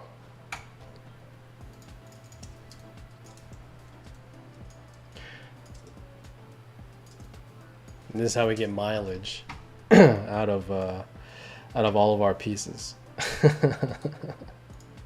I'm a really big proponent. If you haven't noticed, I'm a really big proponent of not doing shit more than once. So, for those wondering, this is if you're looking for the key to concept art, it's just being efficient, man. Every chance that you get, and I'm not even as efficient as I probably could be, but it's like not having to do things over and over again, and understanding what the best tools for the job are. I think like one of the bigger things that I was struggling with a lot at the beginning was really kind of knowing how to go about things. You know what I'm saying? It sounds weird. It sounds like, just draw it, just paint it, whatever. It's like knowing the best way how to figure something out. That's for me. If you're looking for the secrets, that's it. Because there's so many like various tricks and things that we use to kind of help us along and help us, just solve problems and stuff. It's such a good skill to know how to solve things. It sounds really weird, but the ability to figure out shit. Oh, dude, it's everything, man. And knowing because you see me, I haven't from last week. I haven't really painted another material, right? I've been using a stone material for gold first and foremost, right? Just understanding that's crazy, but I'm just stamping it around, and I paint a little bit of wood, but other than that, it's we're basically there, dude. There's no real, I guess, I'm not having to re-render things. You know what I'm saying? And the cool part is it stays consistent. All of it stays, relatively consistent. Let me duplicate this. Even it's like those cast shadows right there, because they're accurate with the form, or I guess the thing that we're doing, right? I'm gonna separate it out. I'm gonna grab this, do that. Let's bring that a little bit higher. Cool. Get rid of the white. Sick. Convert to smart. Where's that? There it is. Rasterize. Command click that. Duplicate that shadow.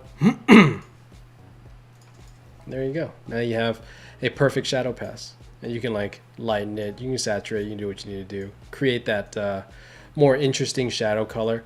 I think something that a big issue with 3D for everybody, don't trust the colors that come out of it. I think because a big reason for that is not because 3D can't do it. It's usually because you can't do it. It sounds funny, but a lot of it really is because we're not lighting artists, right? Because for those kind of wondering, well, 3D is 3D. It's simulated. It should be real, right? It's as real as it gets, right? It's 3D. The biggest issue with that is that you're not a lighting artist, or you're not, generally speaking. If you're a lighting artist, then you do you. But for us doing concept art, for normal people, you're not as skilled in that field, right? It's oh, my lighting isn't realistic. Yes, because you're not simulating a realistic effect, and so it's going to be kind of off. And you want to be able to just know that a lot of the things that you're going to be doing, they're not going to be 100% accurate, and you want to make those adjustments, and not even that, the accuracy isn't even the biggest part. It's making the decisions. If you want a shadow shape to be a certain color, you want something to kind of pop off a certain way, that's what you need to be doing. You're deciding on what something should be based off of your instinct and your design skills, right? If you just kind of blindly trust the 3D, you'll kind of run into a lot of issues that way. You run into a lot of problems of oh, this doesn't look right, or whatever. Same reason why when I have students that are really reliant on 3D, and then they get into doing any kind of paint overs of any kind. Oftentimes I'm oh, your perspective's off, and they're no, I had 3D, and I'm yeah, the 3D's on point, but you're not matching it whenever you go and do the actual paint over, you know what I'm saying? And that's where a lot of those issues come into play. Boom. Let's see, grab that, darken that down. Let's go, dude. We got patterns, baby. Merge that down, clip that back in. Call it a day. Dude, this is coming along. I like where it's going. It's funny, a lot of this stuff, it really does like I had this conversation with one of my students, one of my mentorship students, where he's doing a model right now, and we're having not like it's not like super trouble, but there is a level of like trying to get the 3D to not look 3D. You know what I'm saying? And I literally had to say, I have no idea. You know, like I'm not for everybody kind of watching and stuff. Like I'm not really somebody that like kind of knows that answer like immediately. I can make my paintings look not 3D, right? That's not the issue here. Not that this is like it or anything, but diving deeper, right? It's like it's not that I don't know how to do it. It's like hard to explain. There's like I don't know. There's a thing to it. There's a I don't know, a skill set, or you know, you got to get used to it, right? There's and a lot of it's like really is just kind of messing up the 3D and then fixing it, you know. But I don't like to kind of paint it down. I think a big trick that I like to do is I'll just kind of paint over something to where I'm like basically re-rendering it, but with my own skill, you know.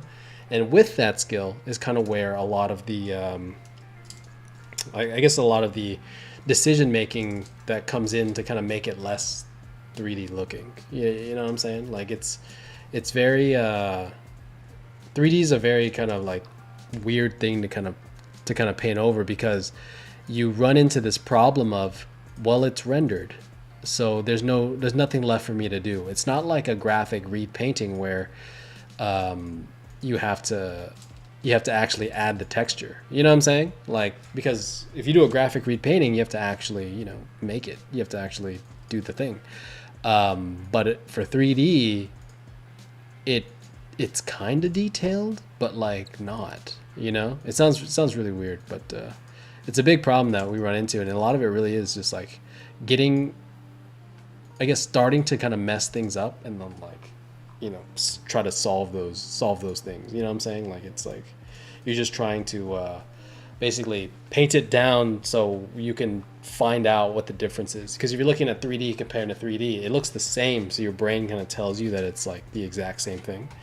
But whenever you paint it down and paint it to the level that you're looking for, then everything starts popping off. Like, because whenever I painted this kind of top dome here, this roof started looking a little bit weird, and I started painting the roof just a little bit, and then like these kind of like wooden pillars and stuff started looking weird, and you kind of just like work through the painting. You know what I'm saying? Let's see. Boom. Oops. Whoopsie. Boom. Snaps. Let's go. Any other questions? Anybody? A couple more people joined in on the Discord. A couple more people watching in the YouTubes. I had one more topic I wanted to talk about, but it's a bit of a deeper topic. So if anybody has any questions that you guys want to say, definitely we should cover that first. Where is this? Yes, the pillar. We're good.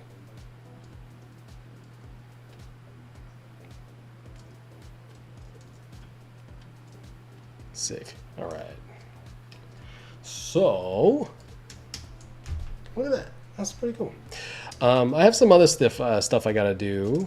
I gotta like, I want to kind of add some more trim. I wanted to get this kind of base wood looking okay first, and kind of get everything kind of sitting correctly. But yeah, it's going well. And like, looking at it, it's getting kind of close. I think it's missing some things, right? It's something I like to do whenever I'm designing,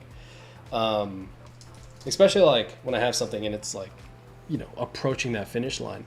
You know, before you kind of make those last calls or do those things, like look at it for a second. You know, give it a day if you can. But I like to just kind of look at things and kind of analyze it. Like I feel like a lot of the gold kind of like stays up here, and it doesn't, this base doesn't feel right. You know what I'm saying? Like it feels like it's missing something, you know? And so what I'm going to do now is just kind of keep pushing some of these ideas in, and just just kind of keep rolling with it, you know. But yeah, it's a lot of like just troubleshooting, figuring things out, you know, the usual. Let's see. Boom. I'll keep it on the top half. All right. So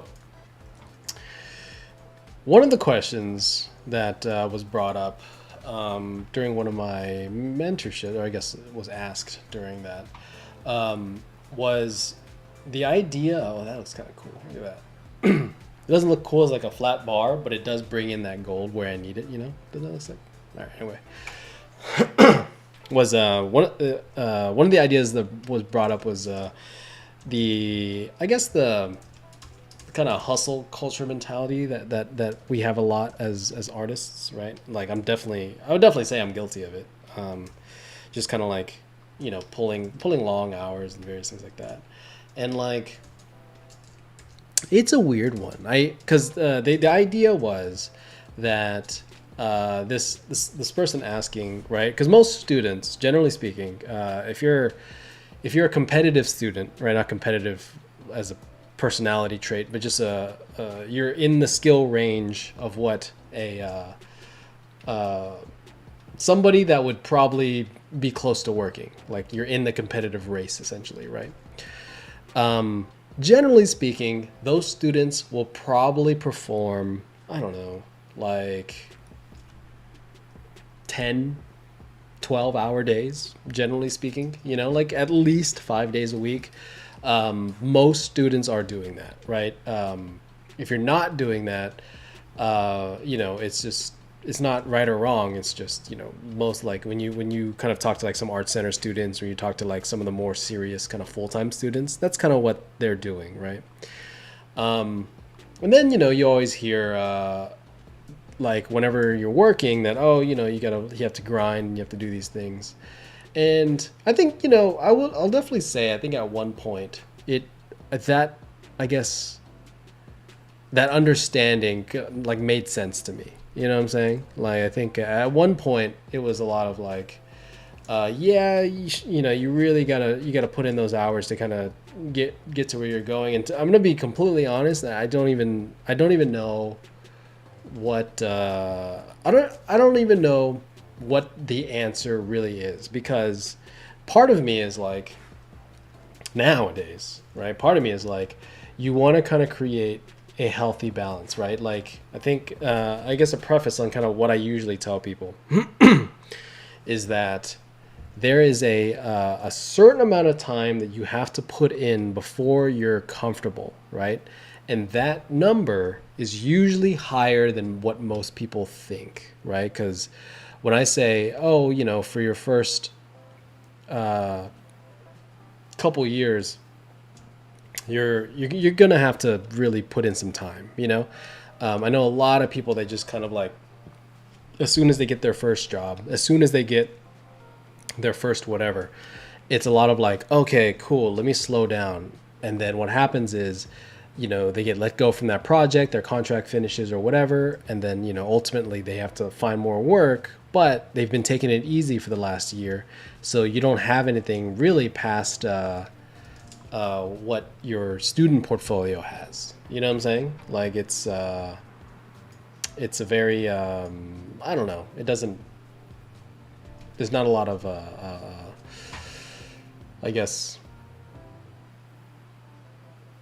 progress that you have since you were a student, because the work that you put in, you can't show yet, because, you know, it's NDA. You know, you won't be able to show it for a couple of years, and then by the time you're able to show it, it's really not good enough to show, because you were basically a student when you were doing that. Yeah, you were employed at the time, but your skill set was basically that, right? And so, you know, you kind of, a lot like we have to, you know, the logical conclusion is you come to the conclusion of, well, then I need to be doing personal work, right? I need to be doing things to kind of help alleviate that, right? Because if I can't show the current work that I'm doing, I need to have current work to show, which usually just ends up being personal work. And so you run into this trap, right? You work 8 hours a day, right? You work, a normal 40-hour week. If you're lucky, most people are working more than that in the entertainment field. But that's what's expected, right? 40 hours, and then you go home and then you put in another 4 to 5 hours after work. So you're working from 9 o'clock to 6 o'clock, and then from 6 o'clock to 10 o'clock, right?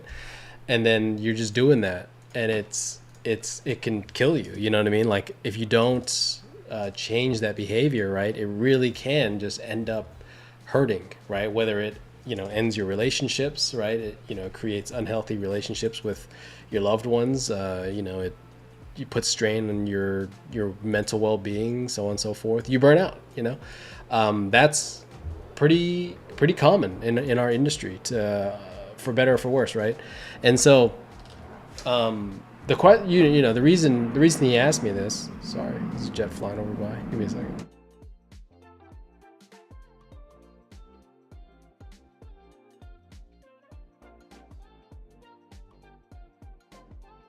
There you go. Sorry. So the reason he asked me this is because he's already doing that, right? Because it's even like, for those that don't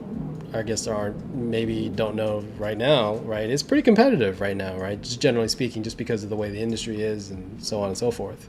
There's so many different things that are happening in just, I guess our industry. It's really hard to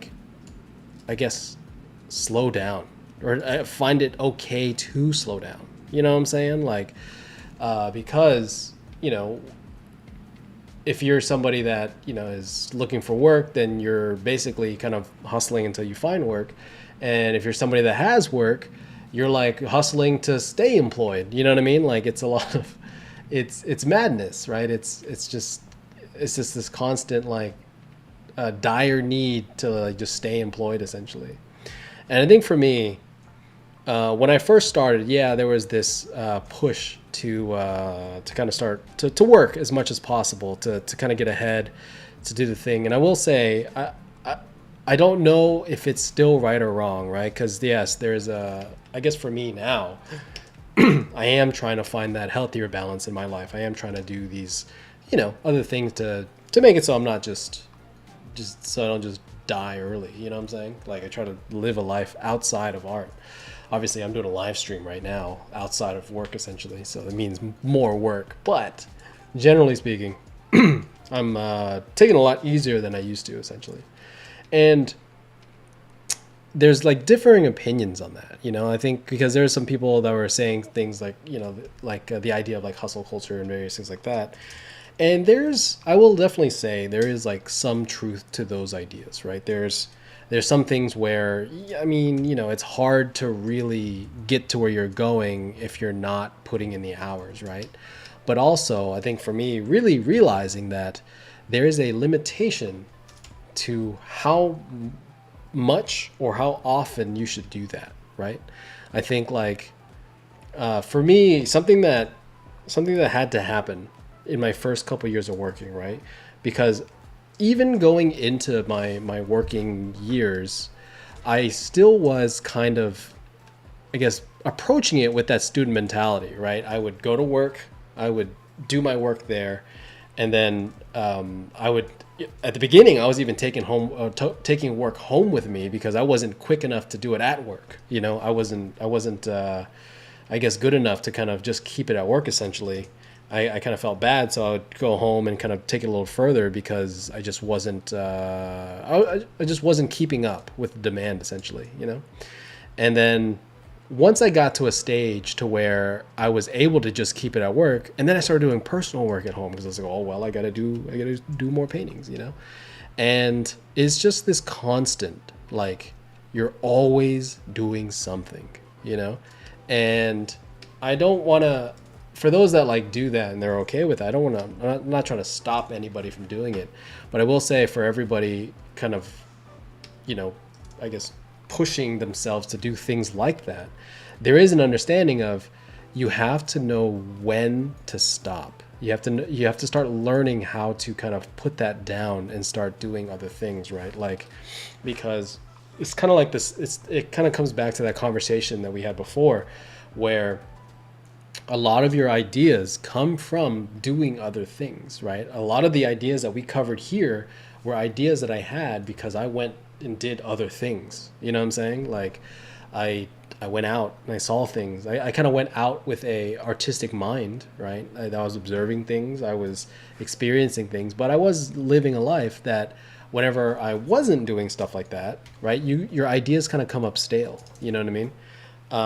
And you have to know that it's a limited sprint, right? Like when we say, when you're kind of in school, right? It's a mad dash to find work because everybody, we need work. We need to put money on the table, feed our families, this and that, right? That makes a lot of sense. But once you get to a certain stage, it really does come down to how do I transition from sprinting to a marathon, right? Because you still need to be working. You still need to be doing stuff to kind of push yourself into this, I guess, better positioning, right? Because the going from whatever job that you start off with to whatever your dream studio is not a easy thing by any means, right? It's something where it won't it doesn't just happen. You don't just luck into it. You don't just keep applying. You have to do something. You have to change something to actually get there, right?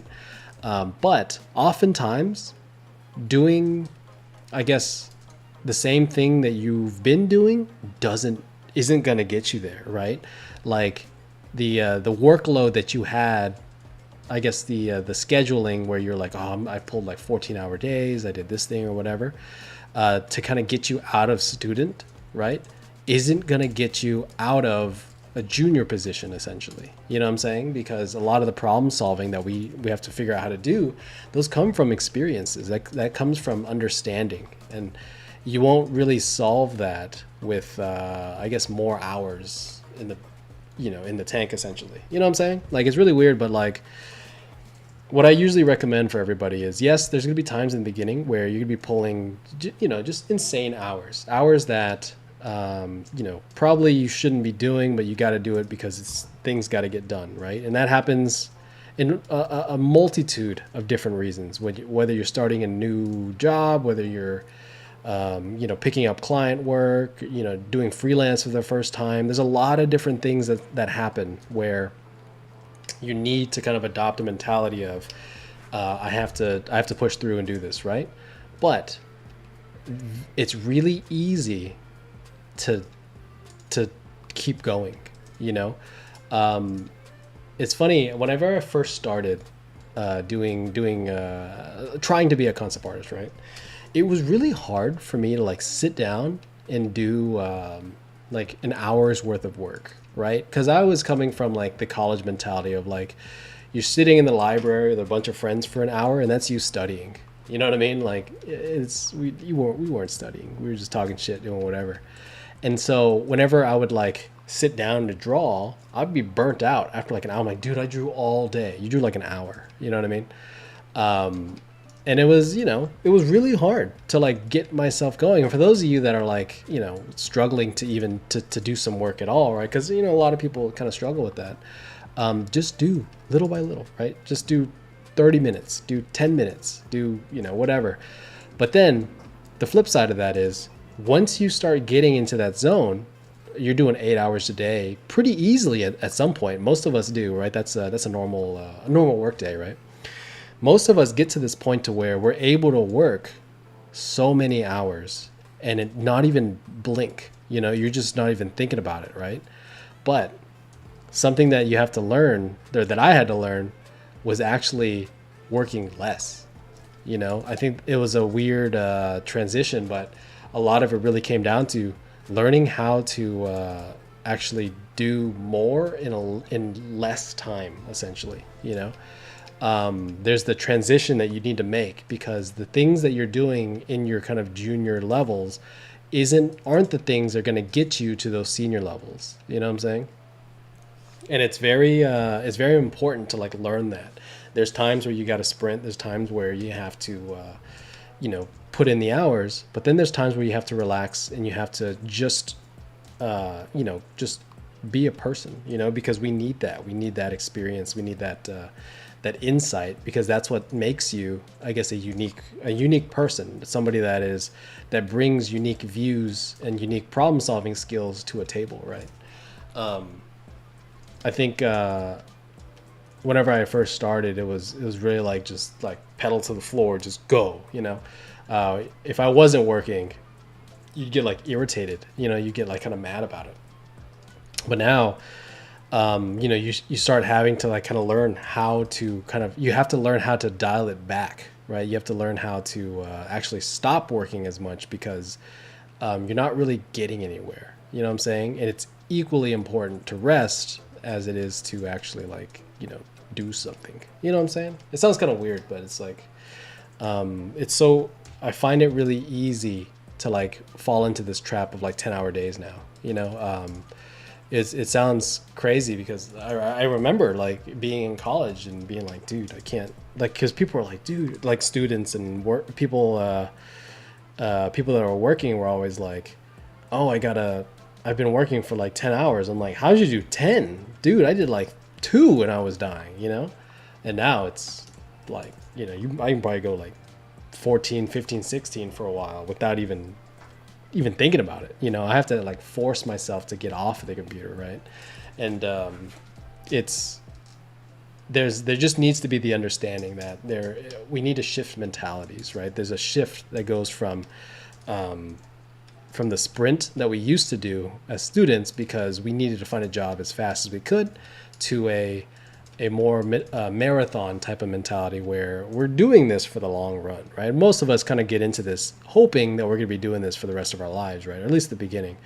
And so you want to kind of shift that mentality from, hey, I'm just going to endlessly work, to I'm going to work for as long as I need to.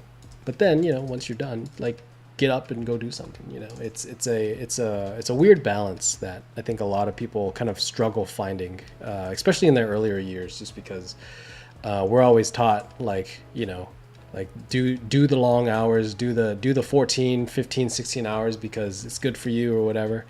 But I think it's trying to find when to stop. You know, one of the bigger things that I learned was trying to get your work done in your 8-hour day, right? When you first start, a lot of it really is like you're kind of working for, you know, like, I don't want to say like unlimited time, right? Like when you're a student, but you basically, you're working the full hours that you have available to you, right? Because, like, for example, in my class, you have a whole week before you turn in the next assignment.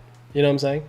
And so a lot of students, they'll work every single day for like 10, 12 hours on that assignment.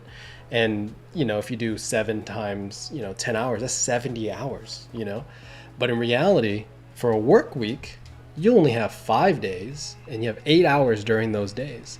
And you have to like condense all that time that you would normally have for a painting. Not only is the day shorter, but the hours are shorter too. And so you're having to condense all that work into 8-hour days.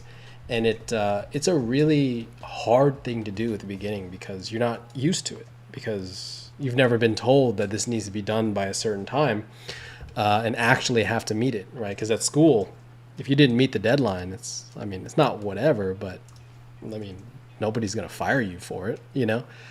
And that's kind of where you want to start trying to, like, at least in the beginning, right? Getting your work into an 8-hour day, and then starting to figure out how do you balance your life to where you don't have to really do much overtime. You know what I'm saying?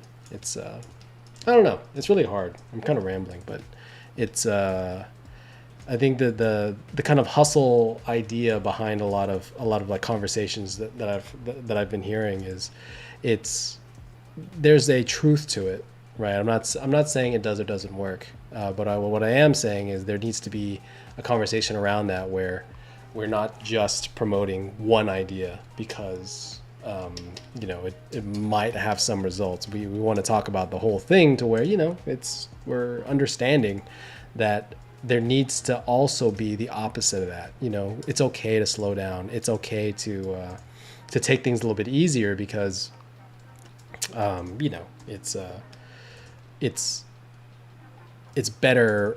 It creates better artists that kind of understand the world better if they're able to kind of get out and understand that world just a little bit better. You know what I'm saying? So cool. Let's see. Just making grass. Let's see.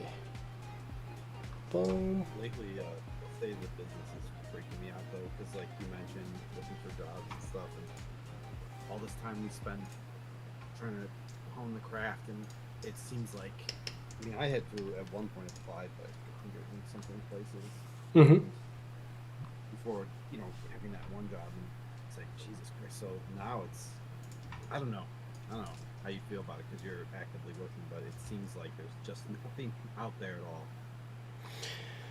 Yeah, I mean it's scary, man. I think like I will say like because I you know I mean I was looking for work not that long ago, you know, and it's something where the job market it's not great. I will say, you know, and this is kind of where like a lot of the conversations that I've had before of like you know people, be active, do things. Like I keep saying to some of these people that are showing up to Discord hangouts and never saying a word, you know, I don't want to call you out, but you know, but it's something where it's really hard to hire somebody if you don't talk, if you don't know them, if you don't communicate, you don't participate, right?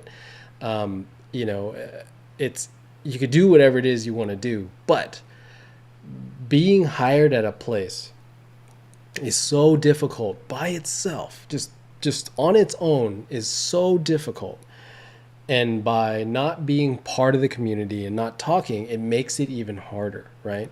And it's like for those of you looking for a job, you know, apply, you know, do everything you can to make that happen, right? Because that's the first thing you want to do. You want to apply to jobs, but being active and being part of the community is another big thing, because when one person gets hired, we all get hired, right? When one person finds a job, that's one more avenue to kind of find work. You know, participate, show your work, talk, help people out. There's an inherent selflessness that you need to put on display, because when it's all about you, you know, I'm not saying this about you or anything, Randy, but just like for people as a whole, like when you interact with people in a community or in any sort of way, and it's about you, we feel it. We just know. People know these things. And it's not a great feeling. You know, people just don't really like that, right? Because it doesn't feel good when you talk to somebody and it's really just about them. But when you help somebody and actually help them, don't just, you know, kind of fake this, you know, nice person bullshit, like actually give them time. When you give them effort, it says a lot about you. And next time it's time to hire, it really does go a long way. You know, I feel, you know, I wouldn't be anywhere without the people that have helped me, right? And you know, it really is the same for anybody either in a position to help or in a position that needs help. You know, just because you're not you know, an amazing concept artist currently, right, or whatever, it doesn't mean that you can't, you know, I guess, give somebody advice or give somebody a paint over, give someone notes, because everybody knows something that somebody else doesn't know, right? There's always one thing, like, you know, even in the chat, I think it was last week, I think Vishal said that you should use space when you're using the lasso tool. I was like, oh shit, I've used it like 4 or 5 times this past week. It was amazing. I was like, dude, like, and little things like that. And you know, obviously it's such a small thing, but it's those things that kind of help you be remembered. It's not, you're not doing it because you need to be remembered. You're doing it because you want to help people, and people that want to help others will tend to get help back, right? That's just what it is. So like for those that are like, if you have an opportunity to participate, if you have the opportunity to, you know, I guess be a part of a community, do it. Absolutely do it, because those are the people that could be looking out for you, not some random ass like LinkedIn fucking message that, you know, from some random person. Hey, do you want to connect? It's like, I don't even know your name.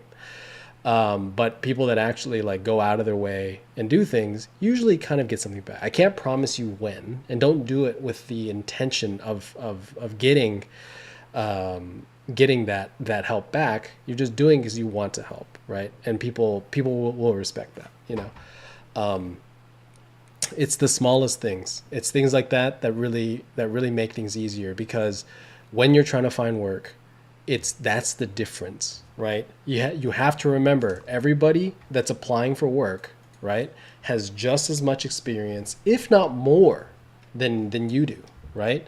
Because there's people out there that, like, like we've seen it online, where it's like, oh, this studio just let me go, I'm looking for work, and it's like like one of your heroes type of artist, somebody that's really good, and you're like, shit, this person's looking for work, and they do the same thing I do, or whatever it is, right? They're a viz dev artist, they're environment focused or whatever.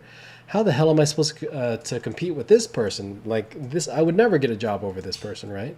And that's the difference. It really is like, sometimes you just know a person, you just know a guy, And I'm not saying that's going to be the thing that I guess is that you can rely on purely, but it is something that will help you when it comes to just kind of standing out just that little bit more, because they'll vouch for you. I promise you that they'll vouch for you. It's just you just can't expect it. It doesn't work when you expect it. So I think mentorships are really good to take too, because you get to know an artist, especially if it's an artist you look up to, and they see your work ethic, and if down the line they're involved in something, and the company's like, hey, like some people. It's a double-edged sword though. If you do with someone's mentorship and you just blow it, they're gonna look at you in the total opposite way. But I think that's another connection. But dude, I 100% agree with you. I would say every opportunity I've ever gotten has come directly from either like knowing someone mentorship wise, or like being part of art communities. Every single one of them. Yeah. None have come from me. Yeah, like I've applied through the front door, like like hundreds of times. Like I've thrown out, like in the beginning when I was throwing out my application everywhere, it's like and rejection after rejection. And it's funny because I still get rejections every once in a while just from like old applications. But every job that I've gotten has been through somebody I knew at school, somebody I've worked with, or both, right? And it's just because it's most people, like for everybody here, like most people are qualified to do, like if you're a professional level, right? Just there is a bar that you need to meet, and you need to meet that bar. But once you pass that, most people are able to do what is expected of them at a studio. It's not really that difficult, right? A lot of times, especially with junior work, it's just quality bar stuff, right? And so, how do you stand out within a sea of people that are all qualified? You know what I mean? And that's really it. It's, oh, hey, this person really helped me out whenever I needed it. Here, let me, we're hiring right now. Are you looking? And that's all it is. It sounds crazy. And I promise you, for those that don't participate, you have every reason not to participate, because, social anxieties, or whatever. But, you don't want that to be the reason that you don't find work. You don't want to, or that makes it that keeps you from finding work, right? Because if you're not getting noticed, if you're not getting any recognition for things, ask yourself why am I not, right? I'm not saying that kind of being out and talking to people is going to 100% fix it, but it's definitely going to help push you in a better direction, and hopefully when you have these conversations with people, they'll be able to kind of look like you have a better foot to kind of stand on, right? Once you're kind of out talking to people, and I guess you have some sort of, I don't know, I guess understanding with some of the people hiring, because even like I think this was a question. It wasn't related to this. It wasn't related to the live stream or anything, but there's a question about resume stuff, and it was, if you don't have any experience, right, and you have a resume, should I put old jobs and stuff, like like things that aren't related to art, right? Like retail jobs so on and so forth, right? And I always tell them, like, yes, you can. What I would do is max out your education side, right? Because when you max out the education side, meaning you're like, hey, I took a mentorship with this person, put that name down, right? I took this class, put that name down. Because the reason for that is if I see that you took this person's class and I know that person, you know, I'd be like, oh, you took Dave's class? Cool. Let me call him up and see what kind of student you were. You know, let me see, like, and he's like, oh, I don't remember that person. I'm like, oh, okay. You know, but if it's like, oh yeah, you know, they're a little rough around the edges, but you know, they're getting it. And you know, the portfolio you're looking at, it's a lot better than what they were. It's like, it gives you another reference point, right? They just know you. And that's just for class reasons, but also like mentorships and, you know, you're part of things, because if you don't have anything else to put, it's better to put something that is less relevant than not relevant at all, right? Yeah, your education section is going to be massive, but at the end of the day, as soon as you start finding work, you start cutting down a lot of those kind of extra filler things, because you're kind of fishing for a chance, which in reality, one chance is really all you need, right? One moment that somebody said, yeah, we'll hire you, because that's your first job, right? Now you kind of get taken a little more seriously. People put a little bit more effort into you know, just I guess looking at your stuff, because now you have one job. You know what I'm saying? So, but yeah, it's I promise you guys, it helps. You know, obviously, I'm seeing that some people have internet problems. I get it. You know, I do. But just fix it. You know, just get around that. Type in the chats. You know, do whatever. It is what it is. You know. So, personality goes a long way. For art, I was in HR, and I was doing like hundreds of interviews a week. I was actually like kind of like the recruiter for the Cleveland Clinic, and honestly, there were some people that came in with like great resumes, but they were just seemed like horrible people. And while they were like perfectly fit for the job, you know, they were just probably wouldn't be pleasant to work with. You know, the kind of person that you can just tell is going to be a pain in the ass or lazy or whatever. So I've been a big believer of like your personality takes you very far. If you're very friendly, easy to work with, professional, I mean, they'll look at. I mean, I'm not the greatest artist, right? Like I've got a lot to learn, but I've had jobs to where like they're like, you know what, you're not up where the other artists are, but we like working with you. So like, I don't know. I'm a big believer in being real personable and friendly and professional. that's everything, man. Like, it's, you know, it's funny because for everybody listening, when you get your first interview, right? Maybe not the first, like when you get the call, right? Generally speaking, they've probably seen your portfolio because you sent it in. That's why they called you to begin with, right? So you got to remember, they looked at your portfolio and was like, hey, they're pretty good. Let's give them a call and see what this is all about, right? Sometimes there's a question of quality, or if there's like oh hey, how do you perform with this thing? Because the quality that you're showing is good enough, but it's maybe you did a sci-fi portfolio, they're looking for fantasy, whatever, right? They want to question you more on what they see.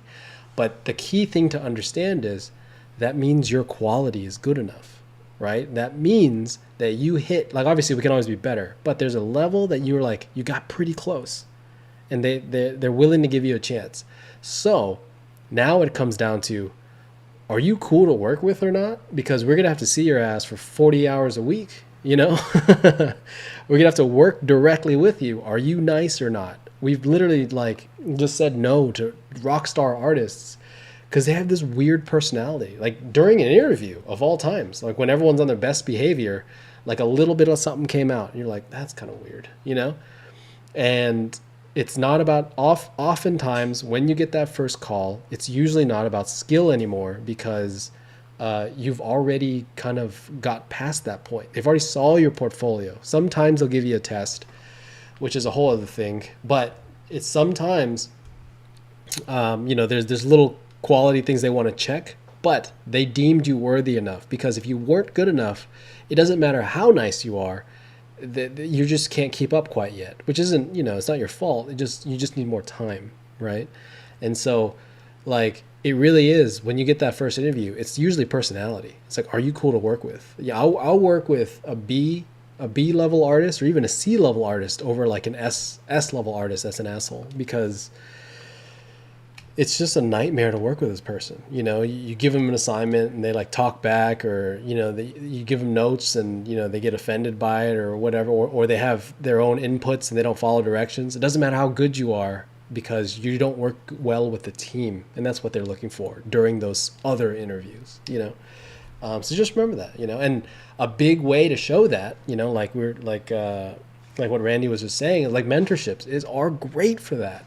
But you have to be ready for a mentorship, right? Because if you're not really quite there yet, if you're not like at a level to where you're hireable, it really does become difficult because, yeah, we might think your personality is great, but we just know you're not ready yet. So we can't really hire you yet. But when you are ready and you're kind of like doing the work really well, it's a great indicator as to how you are in a workforce. Because when you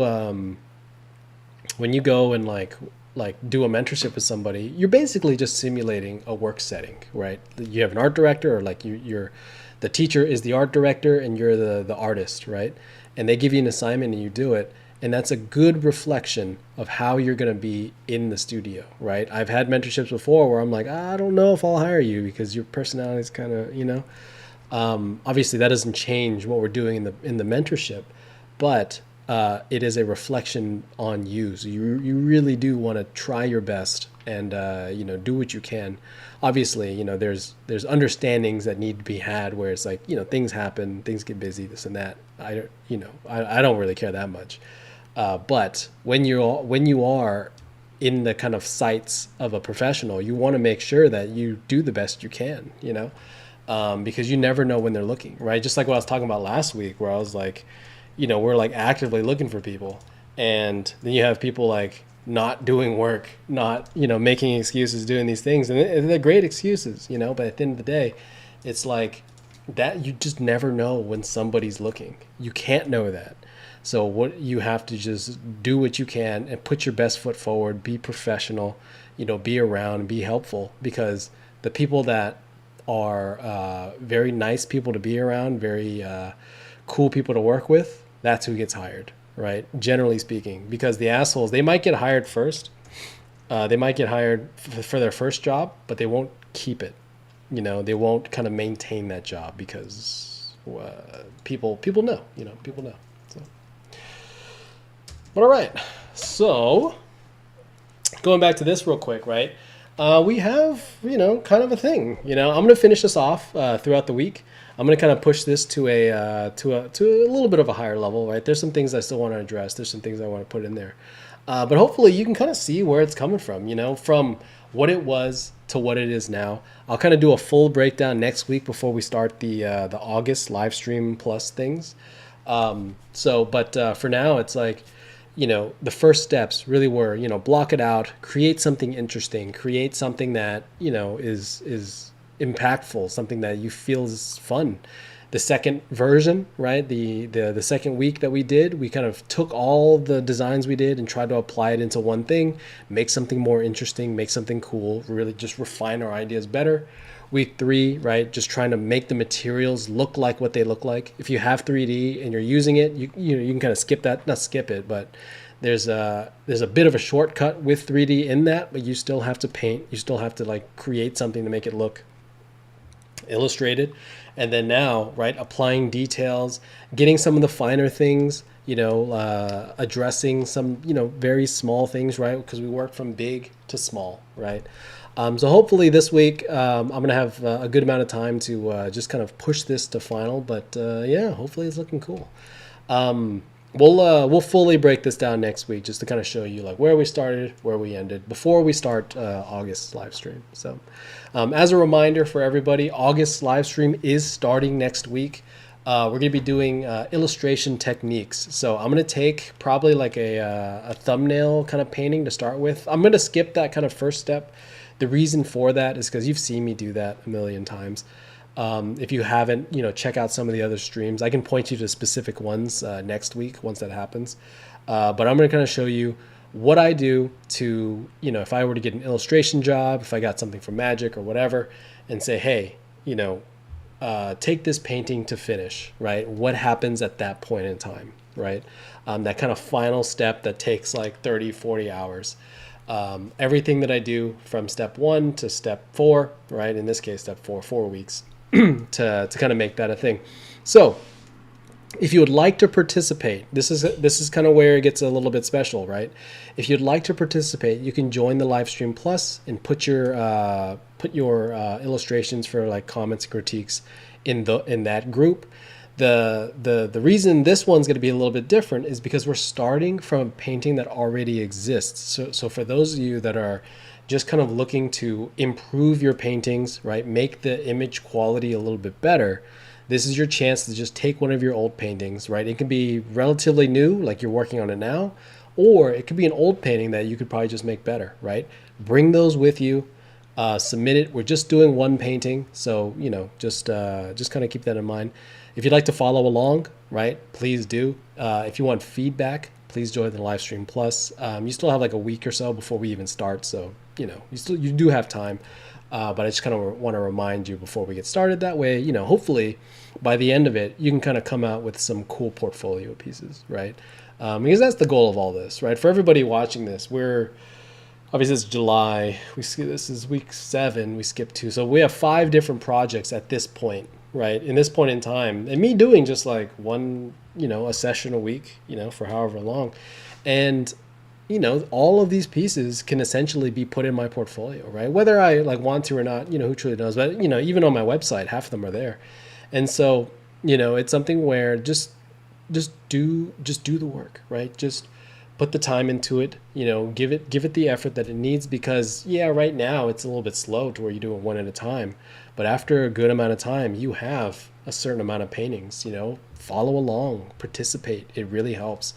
Even me, I'm getting portfolio pieces out of these fun little projects, and they're portfolio pieces that are 100% me, something that I can say that is part of my personal projects, my personal brand, versus things that are like from client work and things like that. And so, but a little bit of work every week really does go a long way, So, so that's all I got. If there's any questions, right, for those kind of watching now or watching later, either put it in the YouTube comments, right, just type it out, I'll find it, and then I can talk about it next week, or put it in the Digital Vegetables live stream questions channel, and we'll kind of talk there. So great for those that have been asking questions. Thank you so much. It really does. It helps kind of coming across problems that people are currently experiencing versus, just things that maybe I'm going through, which we can't really relate with at earlier levels. You know what I'm saying? So it really does. It really does make a difference. So, but all right, guys. Well, that's all I got for you this week. And if you have any questions, just let me know. All right, later.